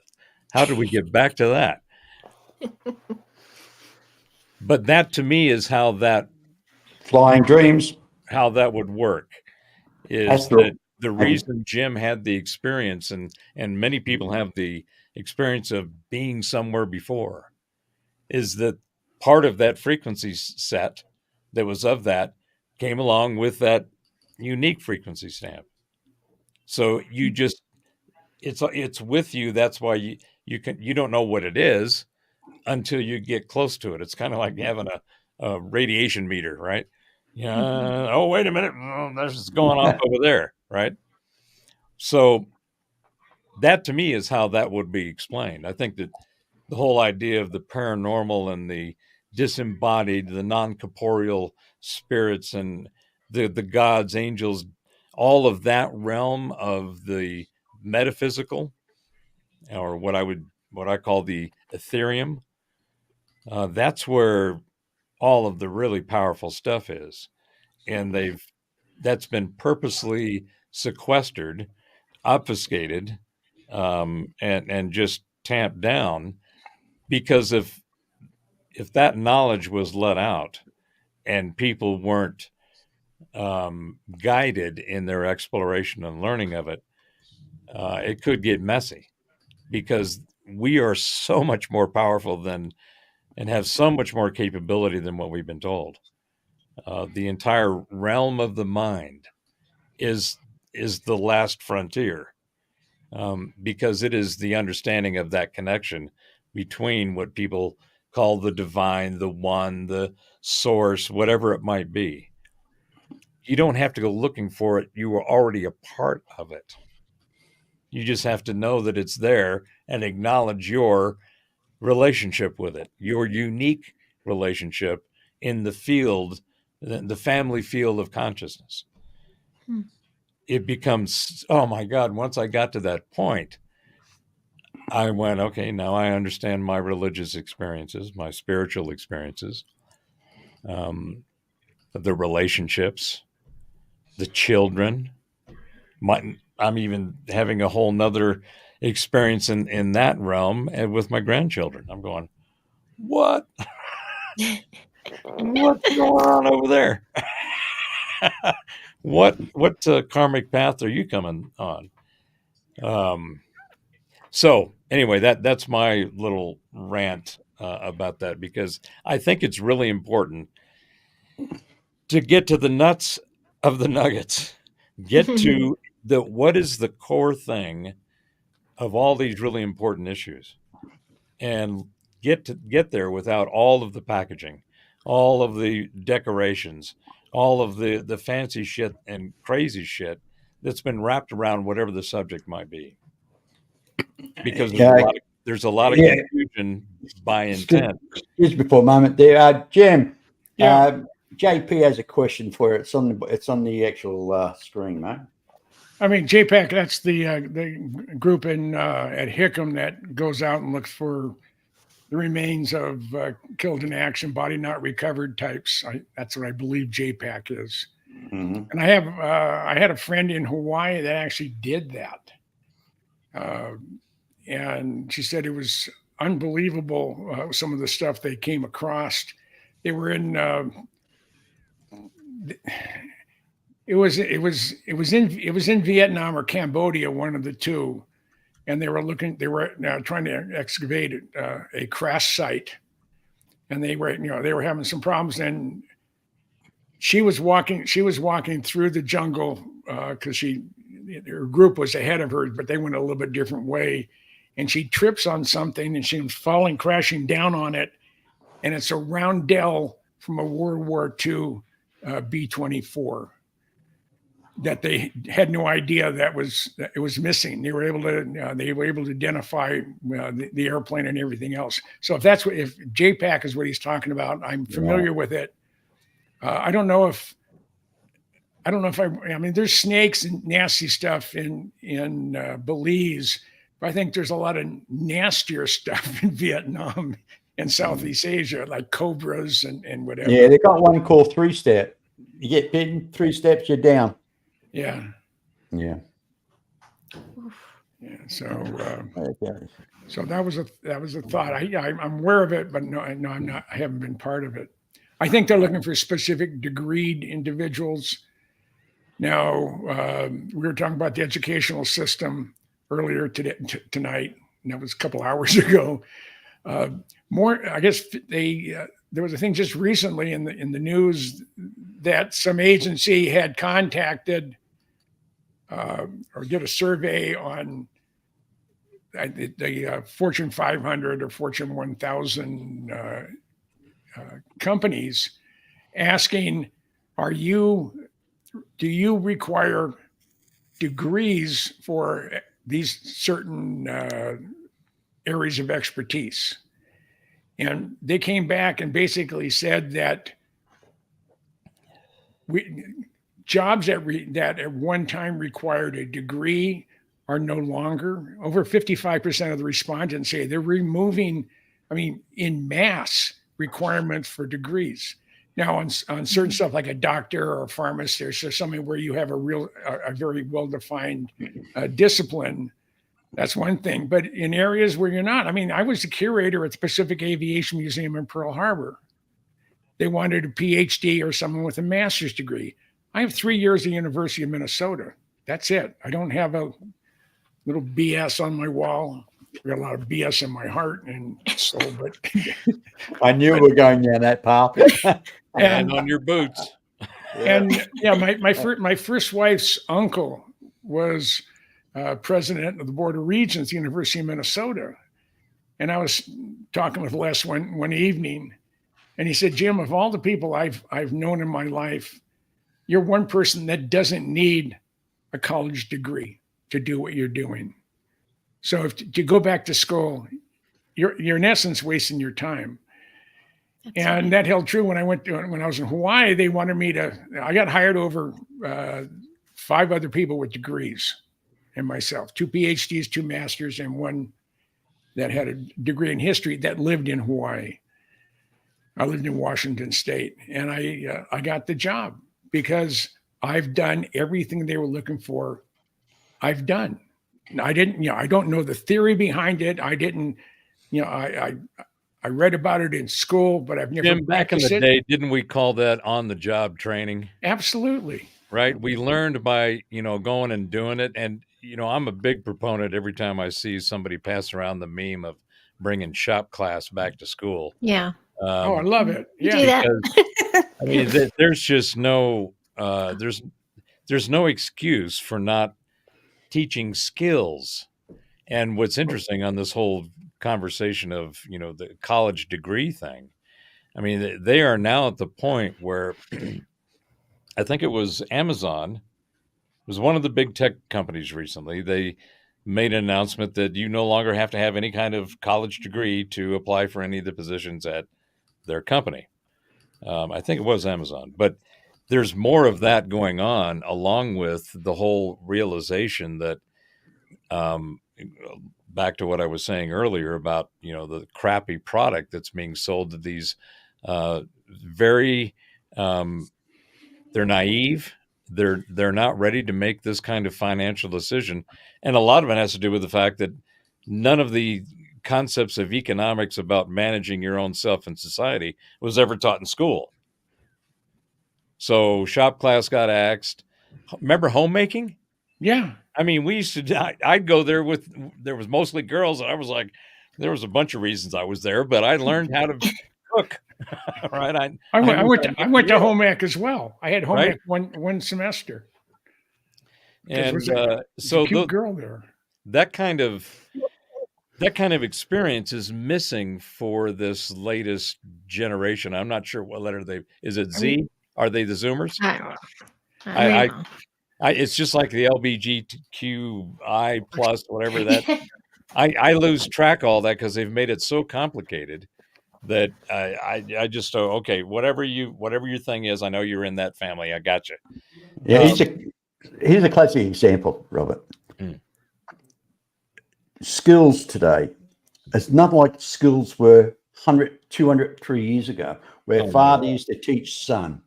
Now, the furniture and stuff they used to make 300 or 400 years ago, a lot of this, they call it fine furniture, and they sell for about $1 million, and they're still surviving today. These people did not have technical colleges.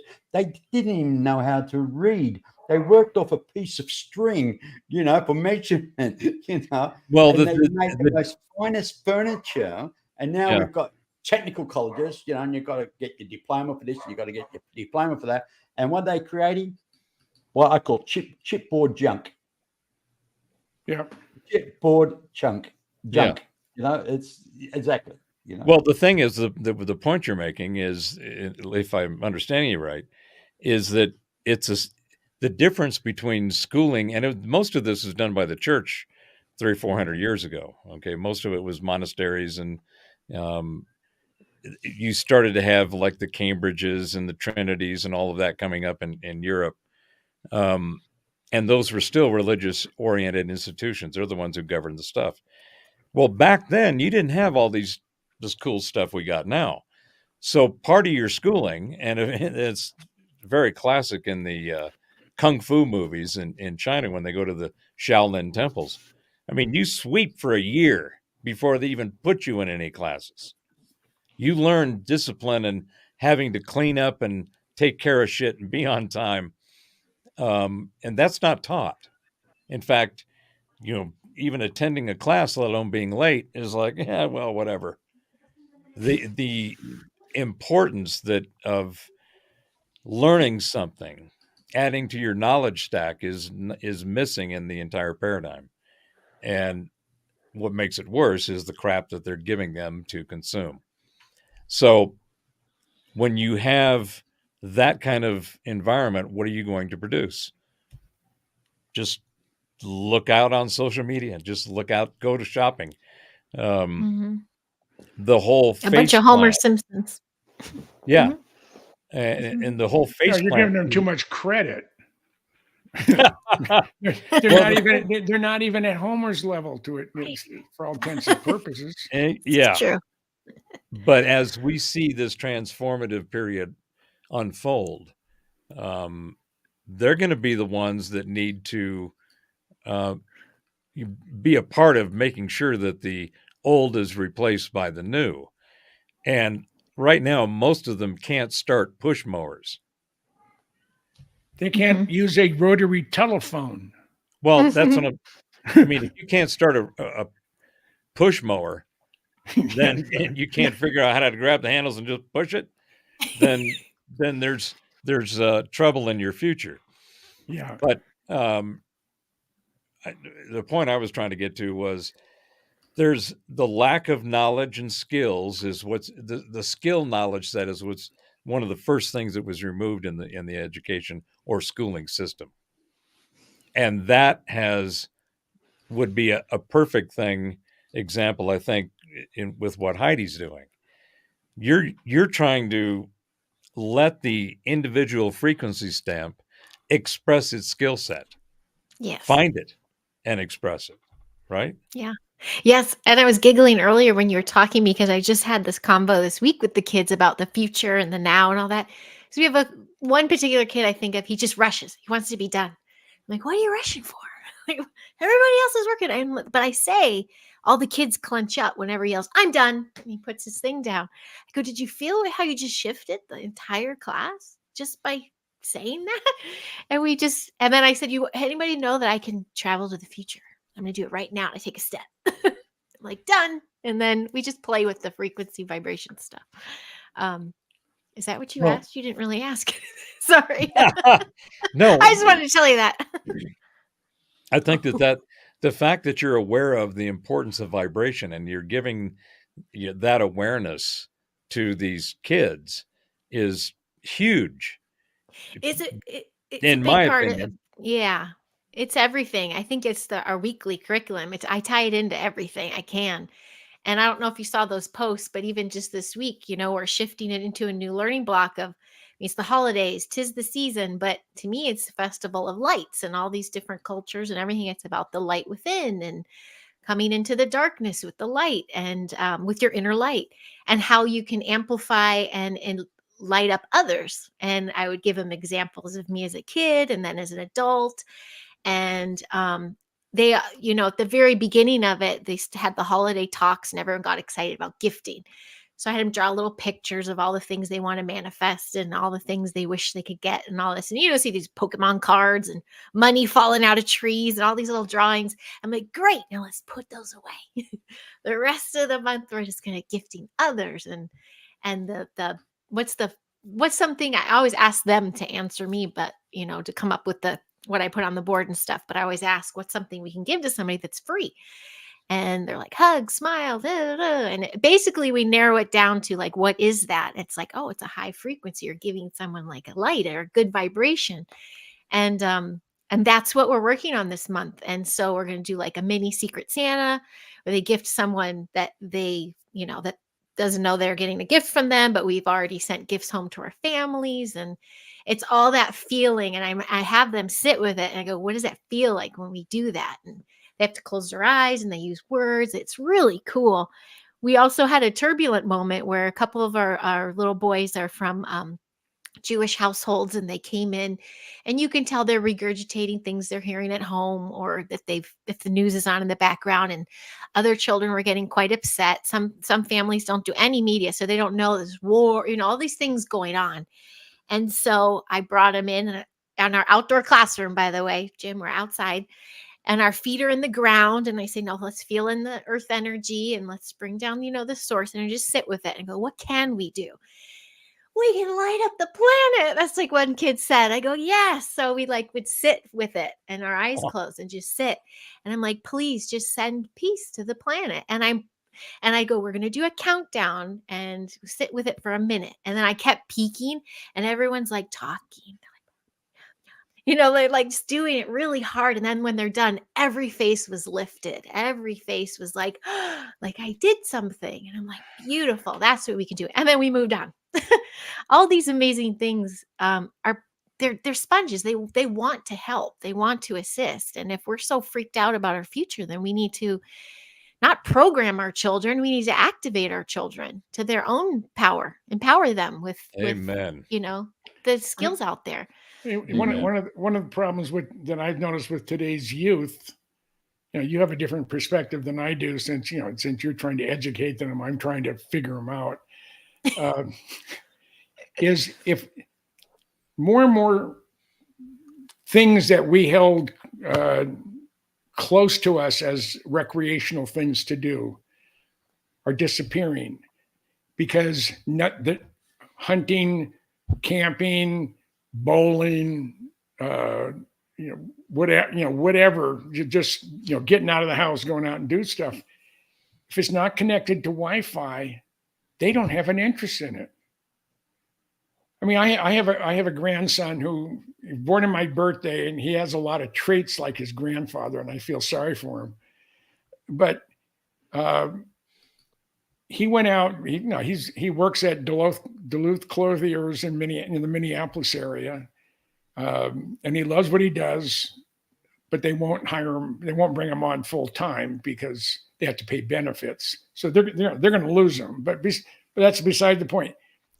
All his money goes to his video gaming console. He just spent, I think it was $1,800 for, I think it's a 60-inch. It's a curved screen on that, so he can get multiple stuff up there at the same time as he's playing his games. He has a $1,200 seat, chair, whatever it is, for gaming. I mean, that's all he does. He works and he does his gaming. You never see him. And he's not the exception. He's the rule. Such a waste of a life. I'm sorry. Yeah. I mean, it's a waste of a life. That's why I like vlogging and talking. I'm really vocal online because I'm sharing that there's so many that aren't. They're still there. They're still intact. They're going to help shift the planet, and they're around because I'm witnessing it. So I'm very well aware of those kind of folks that totally check out, and I could feel the pull of it myself when I get pulled into that. But I'm watching families consciously parent better, and I'm watching the products of it. And even when we were talking about marriage before, a little call back.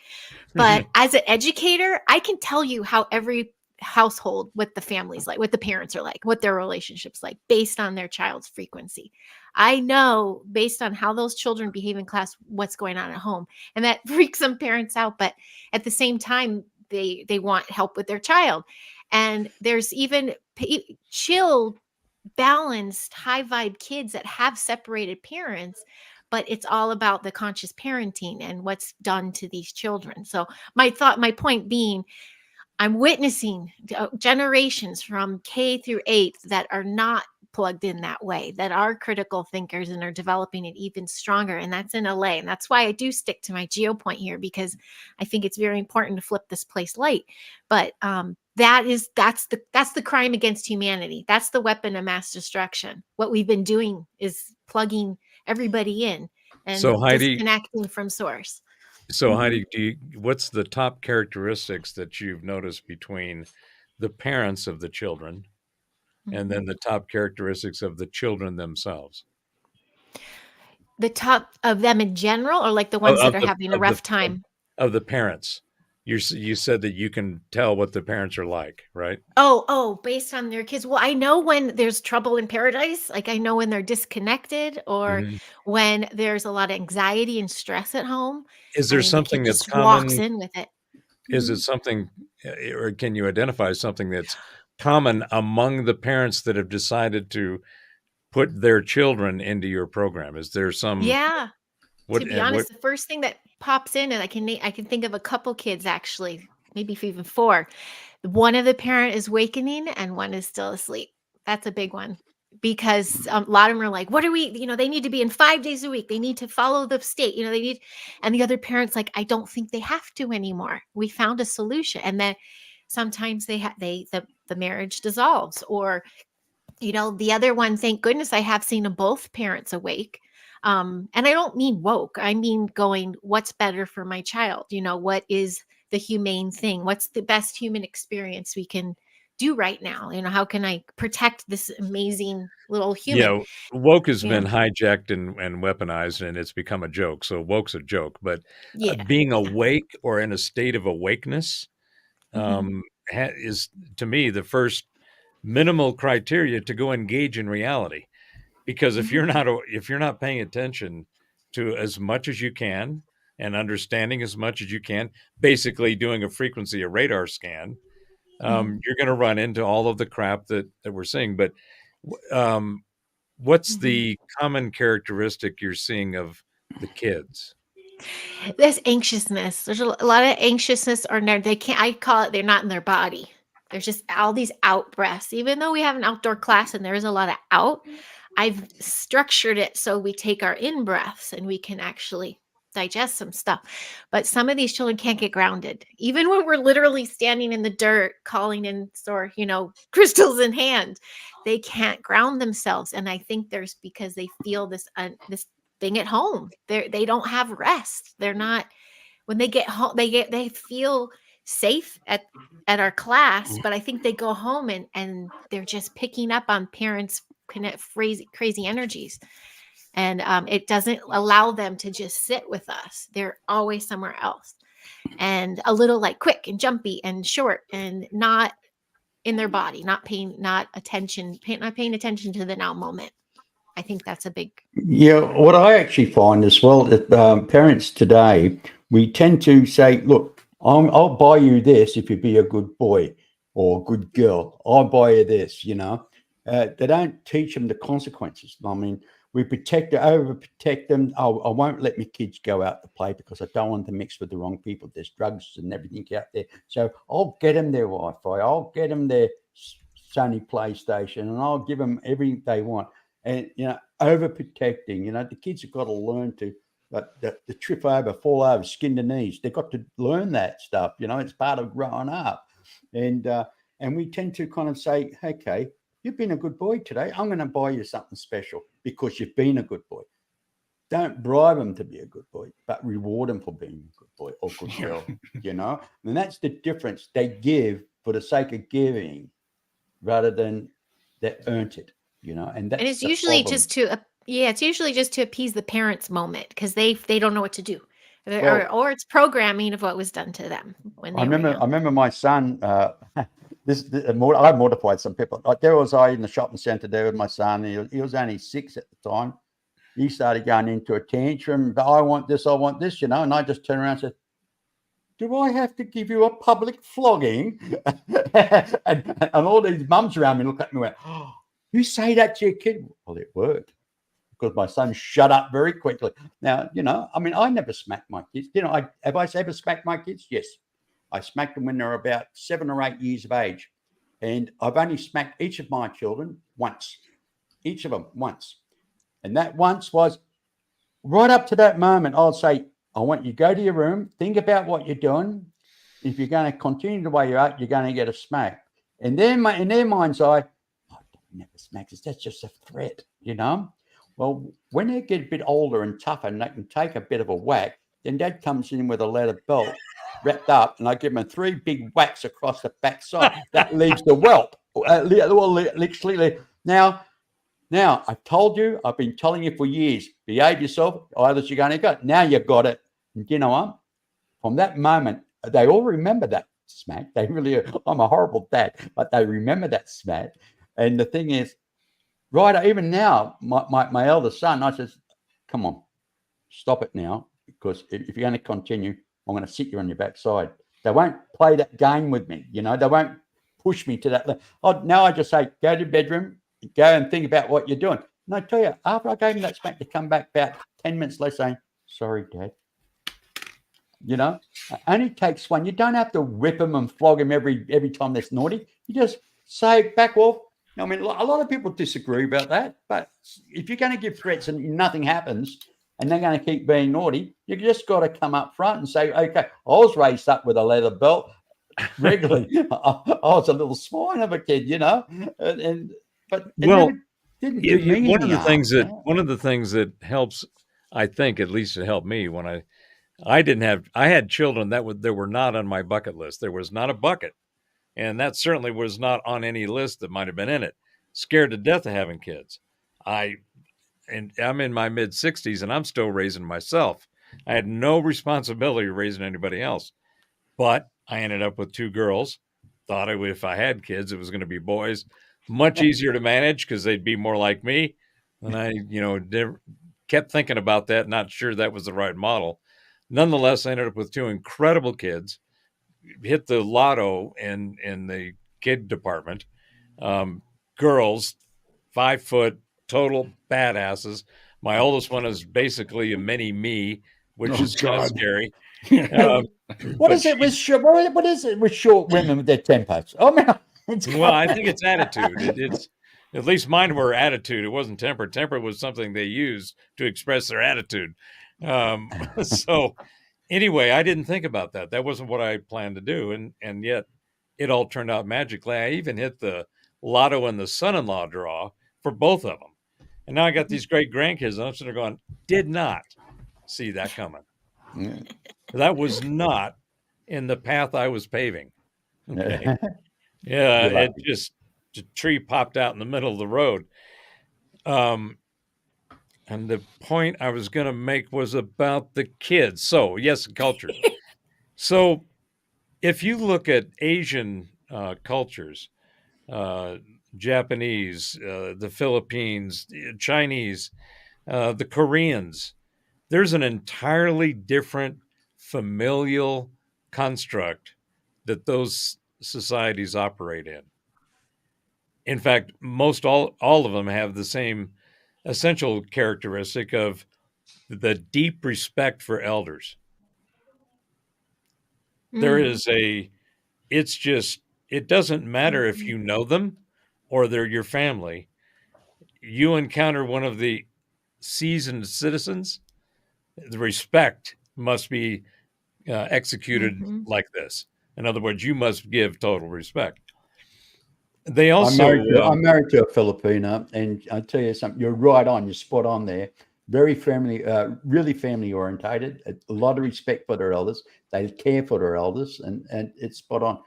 My stepchildren. I mean, my own children. My they're too independent. They're off out doing their thing, you know. But my stepchildren always come to me and they bring me, serving me food, and they're kind of caring for me, you know, like I'm a geriatric. But they love me to bits, and I appreciate it. They're really great, you know. You're right. See, there's a different attitude and a different culture about families in different cultures around the world. Ours has been, they gave us a box, the family unit. Thou shalt reproduce and make one more, you know, at least average on the plus side on the production model, so that you're contributing to the quantity of subjects that we need to have access to for whatever purpose we're going to execute, but keep making those kids. And the whole idea of an administrated relationship that's been given sanction by the government entities is the first place where it needs to be severed. As soon as you get the government out of people having relationships, the much more effective those relationships are going to be. And I may have sounded like I was joking on the leasing, marriage and renting relationship model, but no, I'm dead serious. I think that it at a minimum needs to be introduced as an option in the system. I'm there with you. My little giant's from overseas, and when we met, I'm like, well, I don't know how this will work because I'm not going to marry you. Like, I've been there, done that. I don't want the government involvement. And sorry, pal. And I can't hire you to work for my small business because it'll ruin my taxes. Like, I was like, I don't know how we're going to do this. So he came over twice. And then I'm like, every time he left, I'm like, this is awful. And he came back with a 6-month visa and he said, I'll woo you. And I thought, yeah. But by the end of it, I'm like, you can't go back. Let's just elope. And he's like, are you serious? And I fell for that, but I'm so glad I did because lockdown happened right after. So he's here. And now he's going to be sworn in as citizen in a couple weeks. And he's good for him. filing to legally adopt my kids. So now he's a Welshman. He's a Welshman. He's a Welshman. You know, yes. Polish moved from Wales. Does he say boyo? Is he, hey, boyo? Boyo, no. Well, I'll say no. Well, you know, he's Polish. He lived in Polish. Wales. Yeah, Oh, he lived in right. Wales Okay. he lived in Wales like 18 years, but he's a big Polish man. But he's based legally adopting. So I'm like, that's another government thing. I didn't even get my kids enrolled in a charter. I didn't want to be involved with state or government or anything. And then I saw what I needed from the system. I'm like, I'll play the game for a little bit. So we're playing the marriage game. Anyway, listen, I just want to tell everybody, look, press the little button up top there, you know, and down below, you know, the old like. Oh, actually, I can give a bit of a demo. Hit that one for us, will you? That one there. You see that little thumb up? Give it a thumbs up. Give it a tickle, and also give the little fella give that subscribe a bit of a tickle. And then he said that give that little fella down there a tickle. I meant they subscribe. I got to keep it clean. Oh my God, where am I going with this? Yeah, Jim Goodall will turn around and say, "Mr.B, you're sick. You're sick." He does send me a lot of sick stuff. Yeah, it's only because I got a sense of humor. I mean, I'll tell you something about Filipinos, right? They're loving, they're caring, they love cooking, they love spoon feeding them. The last person. Did you say you like spooning? That spoon feeding me, Spoon feeding. right? Oh, all right. Yeah, and I was going to say TMI, buddy. the last person that spoon fed me was my mother, until I met my wife, and then she's kind of shoving food and got to. I don't want anyone that goes, now eat it, and they literally shove food down your throat. But I literally have to watch my P's and Q's around my dear. Literally have to watch my P's and Q's. And they are, they don't understand our culture all that much. They're very embedded in their own, which I don't mind, But I go out there now and guarantee everybody's speaking Tagalog. I walk in the room, they'll still keep speaking Tagalog. But fortunate for me, I can't speak it, but I'm beginning to understand it. And that's scary. And that's scary. I can't speak Tagalog, but I'm starting to understand it. And it's like, whoa, this is whatever it actually does. It does my It's so hard. My psychic. It does it all for me, But that was so pretty hard. cool. I want one of those. yeah. Hey, well, if you look at top and you see the little green camera on the top of your screen, you'll see the like way at the top, right next to your name. Anyway, you see a little green screen, little dot there. You go down there and it goes to reactions. You got a lot of little features in there. I can do fireworks. Ah. Right, I can do all these party things, I can even make it rain, and then I can shove out the hearts, you know what I mean? I can do it all there, and I can give it the thumbs down if I want. No, don't give it thumbs down, everybody. Give it the old thumbs up, Come on, that's it. And I got balloons there, so it's party time. So all these little features. It's a wonderful little thing. It's nothing to do with the actual. It's separate to the actual StreamYard. It's part of the system, I think. But it's good. But guys, we've been at this for 2 hours and 19 minutes so far, and I tell you, we've got quite a few people still listening in. We've still got them there, but I don't know if we should carry on or just stop because it's getting that time of the day. Well, what do you say? I'll leave it up to the board. What do you think, Jim? Have you had enough for today, mate? Jim? I'm back. Yeah, have you had enough for today, or do you want more? More. The wrong question to ask him. What about you, Heidi? Can you carry on, or you've got things to do? Maybe I'm going to tuck kiddos in soon, but I can always just say goodbye in a bit, maybe 10. Okay. minutes. What about you, Robert? How do you feel? Well, you know me. Anytime I've got a gap to go flap my yap, it's I'm stepping Oh in. well, I tell you, we've got 38. We've got 38 people looking in on us at the moment, so we may as well keep them there. Well, I mean, I usually only have about 4, 5, 6, Yeah, 7 we have to people. think about to think about the other people who don't have anything to do tonight. That's which, right, and which we are a part of, but the only reason we're doing something is because it's here. The rest of the folks are going, didn't have anything to do tonight. Let's see what these yo-yos are yakking about. Yeah. As long as they like and subscribe, that's the important thing. You got to like and subscribe. And hey, Heidi Popp's got a new podcast coming up soon, I believe, and I've got to work on her. I've got to work on her intro for her. So I promise I'll do that. And my cheerleading, because I think I've given like 9 different titles and so all my personalities. So what? So you're after something like this where everybody can just get in and chat and da. We can all come over to your show and drive everybody crazy. Yeah, yeah. That's so So great. yeah. I used to, yeah. But I used to always. what? Sorry. Mhm. Yeah, yeah. Oh Oh, no. good idea. We Well, can come yeah, and I love the high vibe we can come and hangouts. and we can all come and harass you. Take over your show, and then you can sit back like me, and just watch the show unfold. Let the It just balloons happens. go. It just unfolds. Yeah, it just unfolds. Hey, great guys. Look at Jim. Like, mate, he's the cherry on the tree, on the cake. This guy, Jim Goodall, mate. He's always got something to talk about. He's always interesting, really interesting. And I think Robert will agree with me there. And then we've got our new resident, Gerald. And I mean, he's the one on the side, kind of playing. Is this for real? He's trying to contemplate whether he should come back. No, he loves it. He loves it. He loves it. He's enjoying it. I know. Gerald just turned around and said, I've got to go. I've never, I don't like joining any types of groups.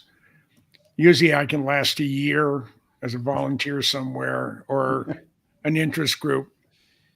But I fell into this, the abyss, I guess you call it, of things that go bump in the night, UFO stuff, and it's led me to you guys, and I absolutely love it. I feel right at home. I feel this is where I belong. Normally, by now, I wasn't involved in this group at all until March of 19, and I sort of fell into it by accident. My friend Michael Schratt was going to be in Phoenix. I live here in Tucson. He was going to be at a MUFON function, so I thought I'd go up there and see him. And next thing I know, I'm here. And it just... Hey, Jim, you'll have to, next time you talk to Michael Schratt, you drag him on the show and we can give him a hard time. I mean, I talked to Michael, but so since he moved back east, I don't talk to him every day. All right. Because I usually don't think about calling him until about now. And it's 10:30 here. And it's gonna be 12:30 there. And he says, you can call me anyway. I said, well, no, it's just not cool. So, but Michael's like my kid. And I think the world of what he does, no one Excellent researcher. No one does what Michael does any better than Michael. Michael's the absolutely best at what he does. And there isn't anything about UFO crashes or retrievals that he isn't familiar with. And the other wonderful aspect of Michael Schratt, I don't think he's capable of telling a lie. And in today's world, that's really quite a statement and a half. I really admire his work there, Jim. I really do. Well, it's not necessarily work; it's an absolute obsession. Okay, he was for the last 25 years. Every weekend on his own nickel, he would fly somewhere or drive somewhere to interview an abductee, to talk, to see a collection of UFO materials, to track down this, to interview this person, that person. I mean, he was every available dollar he had went into his passion, which is gathering as much information in one location of all the UFO events of the last 1,000 years. And he's Heidi, have you ever seen Michael on the air or Yes, given I do talks? know. I'm familiar with that name.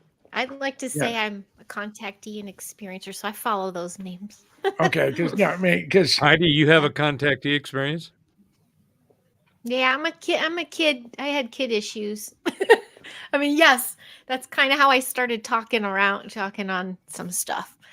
Join the club. A couple instances. Yeah. Is it something that you share? Oh yeah. I mean, I didn't want to interrupt Jim. Can you give us that little? I can rant. I've heard I'll give Jim you a talk nugget. for hours. Yeah, as long as it's not a turd on the table. Yeah. You gotta I'm pick it sorry, up by I couldn't help that. I couldn't gotta help pick it up by the that. clean end. Huh? Yeah. Yeah, I'd like to hear your experience, Heidi. That sounds amazing. Yeah, it's just Yes, oh, massive. here goes. Thank you. Do you hear the dog? Yeah. He's like, oh, she's gonna talk about it again. No. But it was really there's a chunk my early childhood, which is so ironic, Jim. I had my first 5 years of my life in Houston. Total don't remember anything. And then we moved to the Pacific Northwest, and that's where I started encountering a Bigfoot sighting, like little fairies in my backyard. And I had those kind of experiences that my mom was like, oh, yeah, that happens. It's multidimensional beings. And I was introduced to all that stuff that way. And then we moved back to family roots in the Midwest, northwest suburbs of Chicago.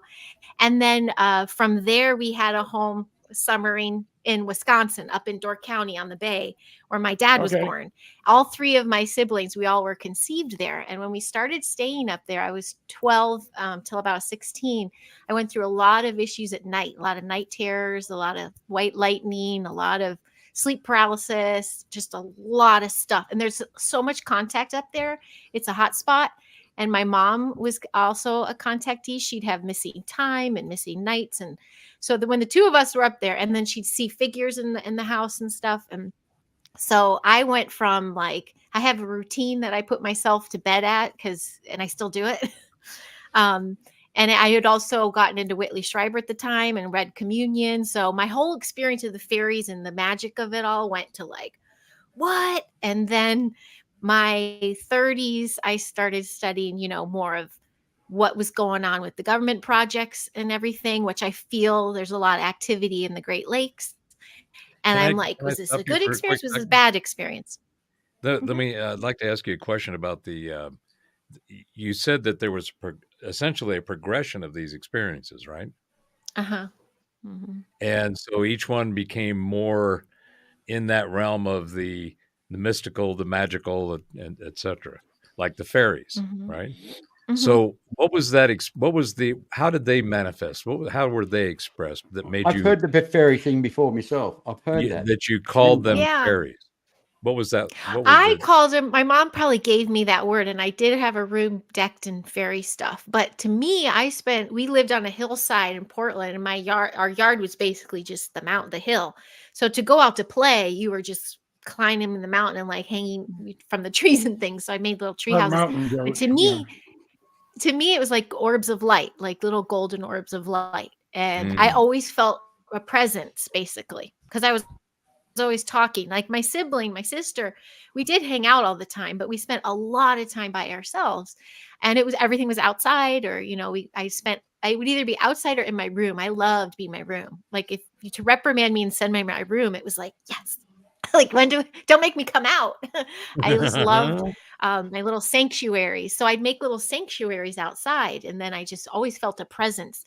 When the presence went dark, I feel, and I shared this on one as like an epiphany. I'm wondering if it's because I read Communion, it changed my perspective of those feelings and experiences to like terror. I don't know, but it was pretty terrorizing for the sleep paralysis. And then, my mom confirming going, yeah, I saw ships and, there's a lot of activity up here. And I was like, what? And then when I read about the hybrid program and stuff and issues with my mom and I regarding it all started resonating. I started studying that kind of stuff. Where I tie it back into the magic of it all is when I started practicing alchemy, when I started cleaning up my meat suit and really getting in touch with things and being able to, manifest and alchemize and just all those kinds of things. I just consider it more gifts that we all have. And I'm wondering if that's what I was playing with as a kid, playing with the flowers and the flower fairies and all that kind of stuff, whether they were there or not, maybe. The dark stuff, I always keep, my instinct is to say that was human involvement, like that's government involvement or something. Maybe it wasn't so much source energy, because to me, that's just pure. And this seemed dark. And so, but it all makes sense though, too. Like there's so many things. When I did a year of raising starseeds with Abby Lynn. And that was fascinating to me because we brought on everybody we talked so much, such a big range of stuff that I was getting activated all the time. I was only vlogging for maybe 2 years. And then I did that. So I was really getting used to this kind of thing.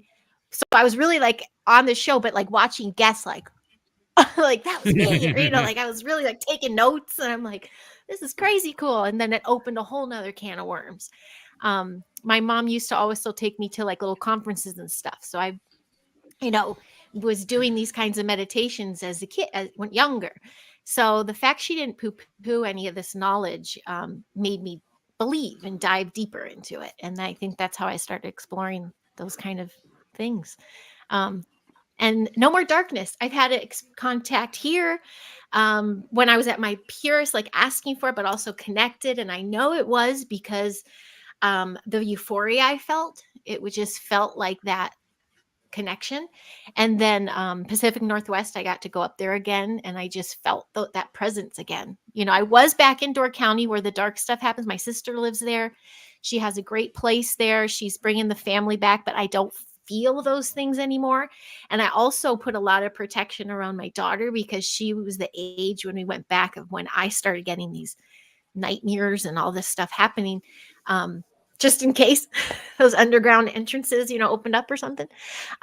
So, and what's funny is some of the kids, I was just going to ask sorry. you, you said you were a contactee, right? Okay. Yeah. So, and what you mean by that is these encounters that you've had that you're talking about, right? That's what I feel like they're the more, experiencer. I say contactee because of where I went, where I felt like I went. Some of the latest I've been getting told from community members, oh, it's recall, you were in a program, and it's these recurring kind of visions and dreams. And I'm not sure how to, I haven't quite unpacked it because I've been focused in the 3D. So now I'm trying to say, how can I bring that feeling of a multidimensional kind of experience into my 3D? And now I'm on tangent now. So as far as contact, yeah, to me that's my contact. My my mom with these the lights and the ships and the missing time, and then the nighttime. I'd wake up in the morning. I go, "Why was the storm?" And she goes, "What storm?" And I go, "It was white lightning and all this stuff in my room." And I mean, this is all my speculation and how the timeline I put it together, but it seems a little sus. You think there might have been some intervention and from some source or path? Back on the fairy thing, you said that they were like little golden orbs.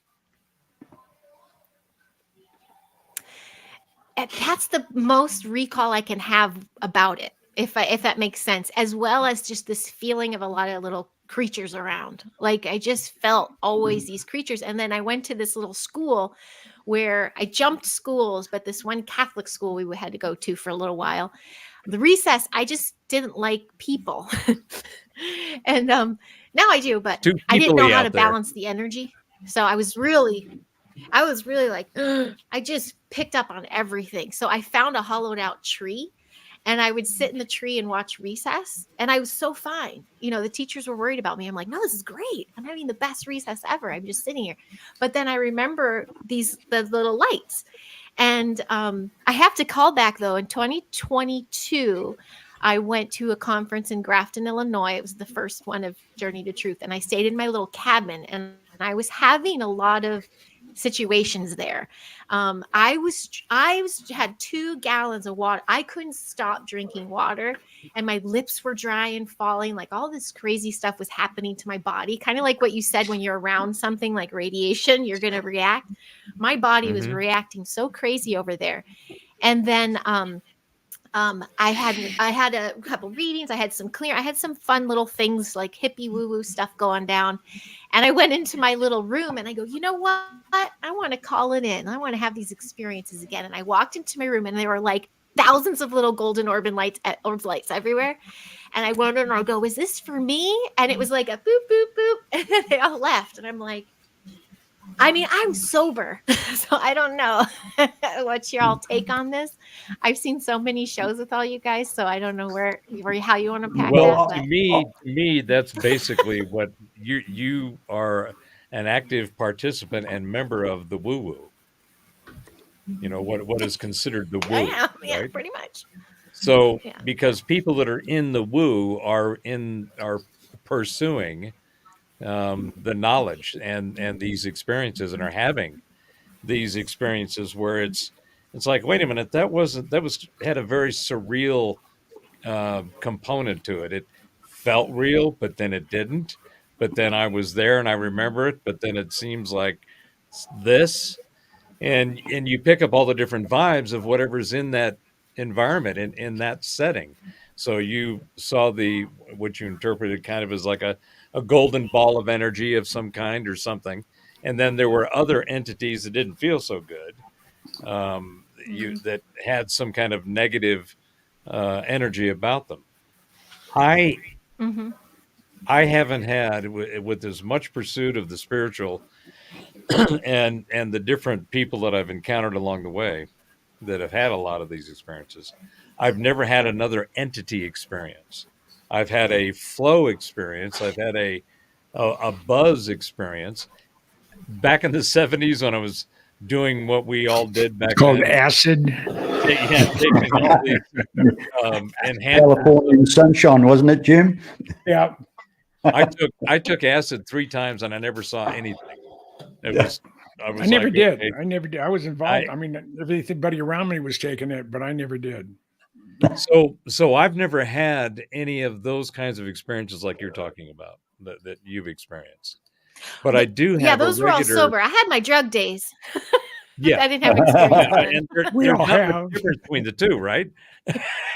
There's except there was a substance involved, but there's a lot of similarities between the two experiences. For me, my experiences in the supernatural and the spiritual and the uh, sometimes I like to consider myself a psychonaut because I'm constantly going and exploring in the magical realm of the mind because there's just so much there. It's just mind-boggling, pun intended. Mm-hmm. But the experiences where there's these disembodied spirits, these incorporeal entities, these the paranormal thing. My personal opinion is that from the data I've seen and the people I've talked to, most of that, if not all of it, has been manifested by the experiencer. Makes sense. Because it's from the consistency of the stories of the way that people describe these encounters. That personal, subjective, empirical reality that one experiences is totally unique to that individual, and there's no kind of empirical evidence that you can pull out of yourself and say, see, this is what I experienced. You can describe it, you can try to explain it, but it's all very subjective and unique to the individual. The only thing that I had that scared the shit out of me when I was a kid, I was about 6, and I was laying in bed, and this happened 3 or 4 times, and there would be this like glowing thing moving along the wall, and it would make me, lean away from the wall, and then I'd see these not so nice folks, kind of spirit animal things, swimming around in circles in the room up by the light. And I would look at them and go, you guys aren't happy. This doesn't look like it's going to be good. And I would push them away. But outside of that, I've never had anything in that paranormal, supernatural realm experience. I've seen phenomena in the sky, but I've never seen a UFO. I've seen people that I swear to God are aliens, but I don't have the proof. Yeah. And there seems to be more of them now than there ever has been. I think my daughter Alicia is an alien. I really do. She doesn't think like anybody I know. So Heidi, you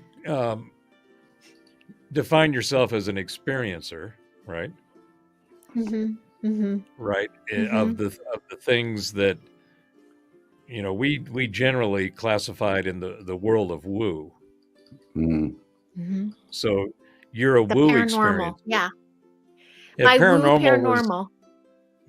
Well, Yeah. the guest I had on last night, Eric Mitchell, he actually described his experience was it's like you described a small orange orb, and this little orb grew to the size of about 50 feet in diameter. It just expanded above him, and of course, with him, it hit him like a beam right in the head, which made him hit the ground, and he was convulsioning and vomiting and stuff like that. And even today, he's been a lab rat a few times at some universities. They put a microphone to his head. I actually showed the video last night, and you can actually think 1, 2, 3, and it'll pick it up on an oscilloscope. You can actually read what he's actually saying with a normal microphone. Bang, put to his forehead, and that was a weird experience. And he'll be coming back on the show again. Apparently, something's going public with him in about another 4 or 5 days. Apparently, he's doing some tests at a renowned university in the States. Apparently, it's all hush hush at the moment, but don't know what. Top scientists and that are prodding into him, sort of thing. So he's been a lab rat again. So very interesting. And orbs, yes, is a common fact. It's not the first time, second time, or third time. I've heard so many about orbs and also fairies as well. That's a classic one, fairies, and more so with women, more so than men. With men, like with myself, my good friend John Yost, who's sick at the moment, which anybody out there, if they see,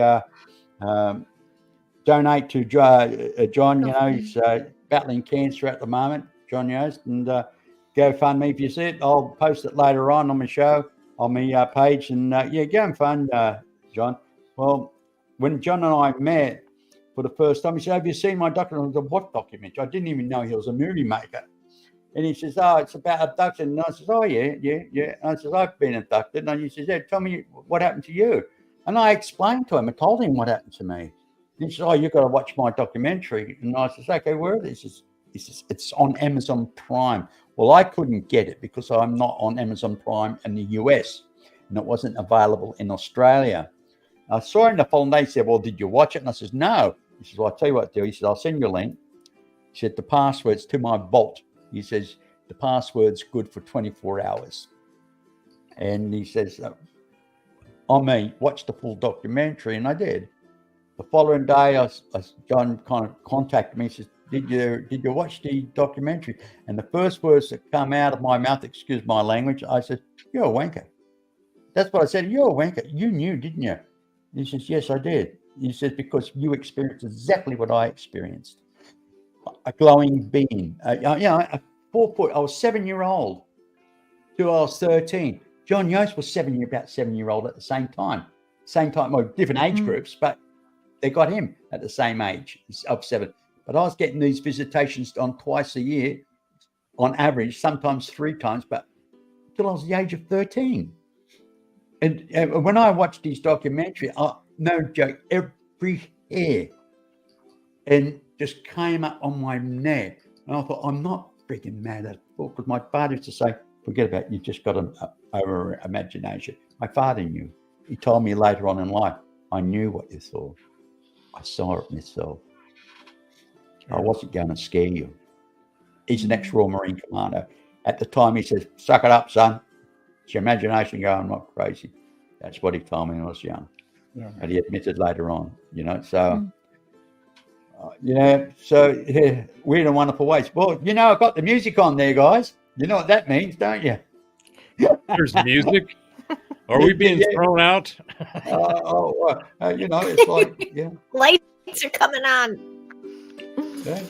Well, I got to say, Heidi, it's been an absolute delight chatting with you. And getting a feel for who you are. Same. Thank you. Hey, we've got to get it back. What do you reckon, Jim?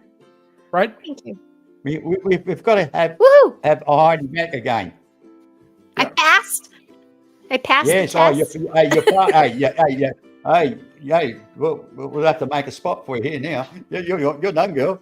Hey, then we'll come I got over- some we'll come submarine over to yours. pictures for you, Jim. You do? Oh, yeah. Oh. Yes. Yes, I do. But yeah, come play. Get that intro going. Anyway, Thank you so much for listen, having. Thank you for letting me play. It was great, Heidi. Thank you. All right, Very much. Hey, lovely it was a having you here, delight.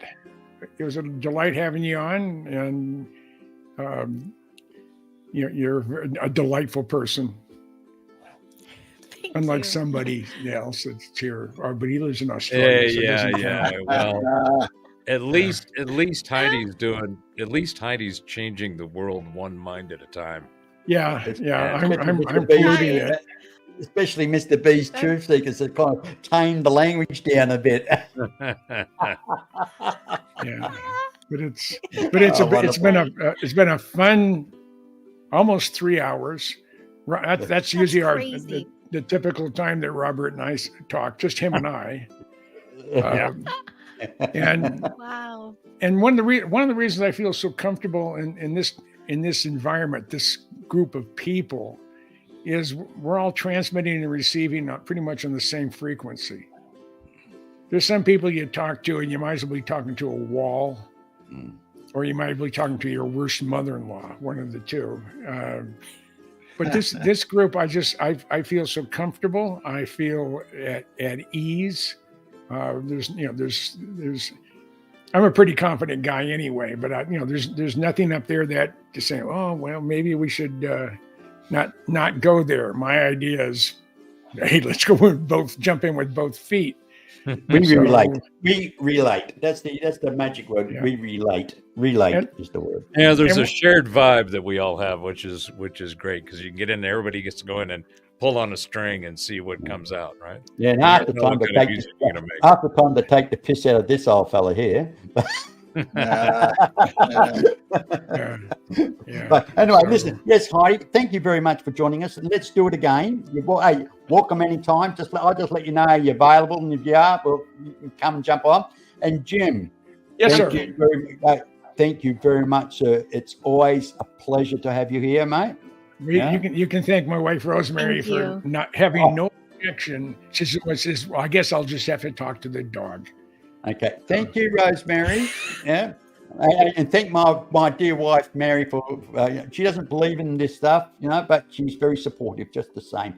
So I've got to thank my lovely wife, And Gerald, man, you've been quiet all the way through there. Hey, it's nice to be in a show, be part of it, and just enjoy it, just to sit there. If you wanted to say something, you can say something, Yeah.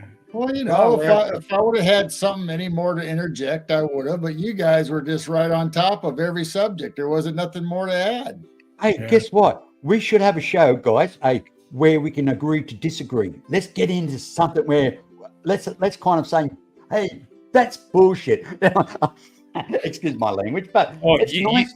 You want the big stinky turds on the table. That's what you're talking mate, look, I want to let's bring up the subject. I want you to say something like, I disagree with you, B. That's full of shit. No, I mean, I'd rather you say that than just go, well, you need to tell us, you need to put that request in before we start the show so we know. Yeah, I will. Well, in future, and you're allowed to agree to disagree. I mean, as long as we're friends. Hey, we always will be friends. And this is what it's about. It's honesty from the heart. And we've all got an opinion, and that's in our opinions. Your opinion counts. Even if I don't agree, it still counts. Yeah, but Terry, you got to realize that opinions are like assholes. Everybody Everybody's has got one. Yeah, but I want to be the pile in the house that I can annoy him. Anyway, I know I'm going to talk to your characters, before Christmas. But Heidi, if I don't get a chance to talk to you directly, you and your family have a wonderful Christmas. And Gerald and Terry, and Thank of course, you very much. the You the professor. same. Yeah, I just You too, Jim. This is just a delightful group. I enjoyed tonight. I really did. I enjoy every night, but this was a fun. Almost 3 hours. Almost. Hey, we've still got 32 views there. Hello, we have 32 views. Yes. Hey, don't forget to subscribe, and you can enjoy more of these shows. And give us a thumbs up, and tell your friends to come along and join us. And more the merrier. And on occasion we will have open doors. So when we're right into the nitty gritty, if anybody wants to say we're wrong, come on board, show your face, and say it to our faces, and we can say, yes, I hear you. Now piss off.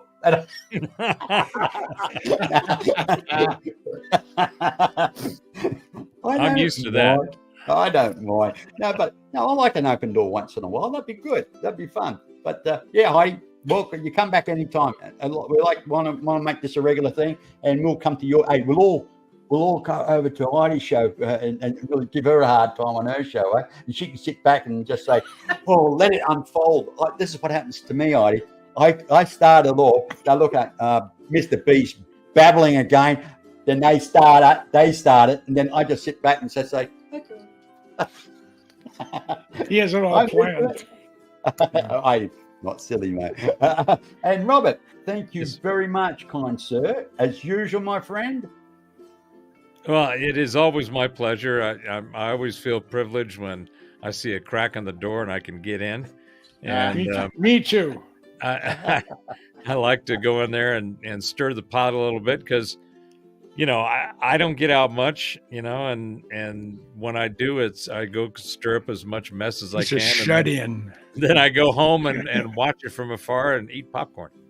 Well, I'll tell you what's going to happen soon, mate. I'm taking my GoPro and I'm going fishing, so you're going to be getting a lot of live streaming from me. Well, actually, I might go live streaming while I'm going fishing. So you'll say, "Oh, that's what Rockingham looks like. Oh, look at Mr.B. Isn't he fat?"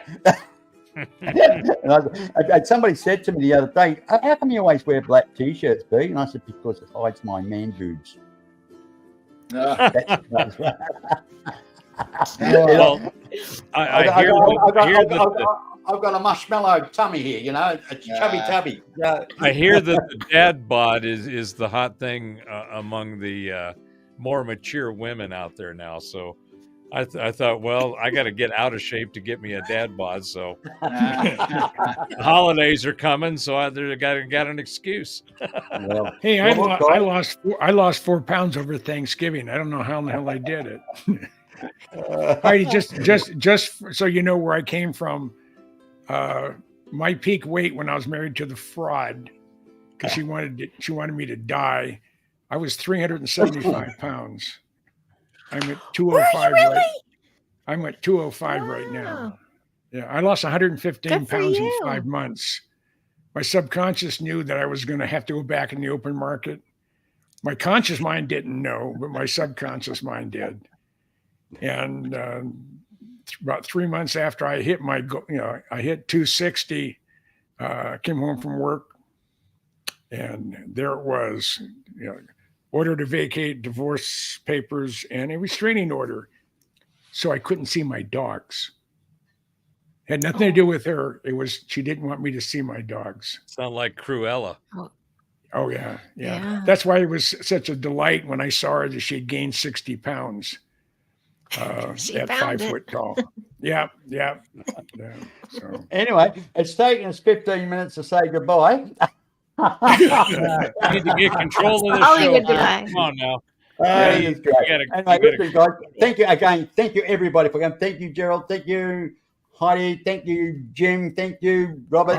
Always my pleasure. Always my pleasure. And I'm going to play out with end games, and then I'll let you all you guys go and have a wonderful. Everybody, thank you for joining us today, and hope to see you all next week.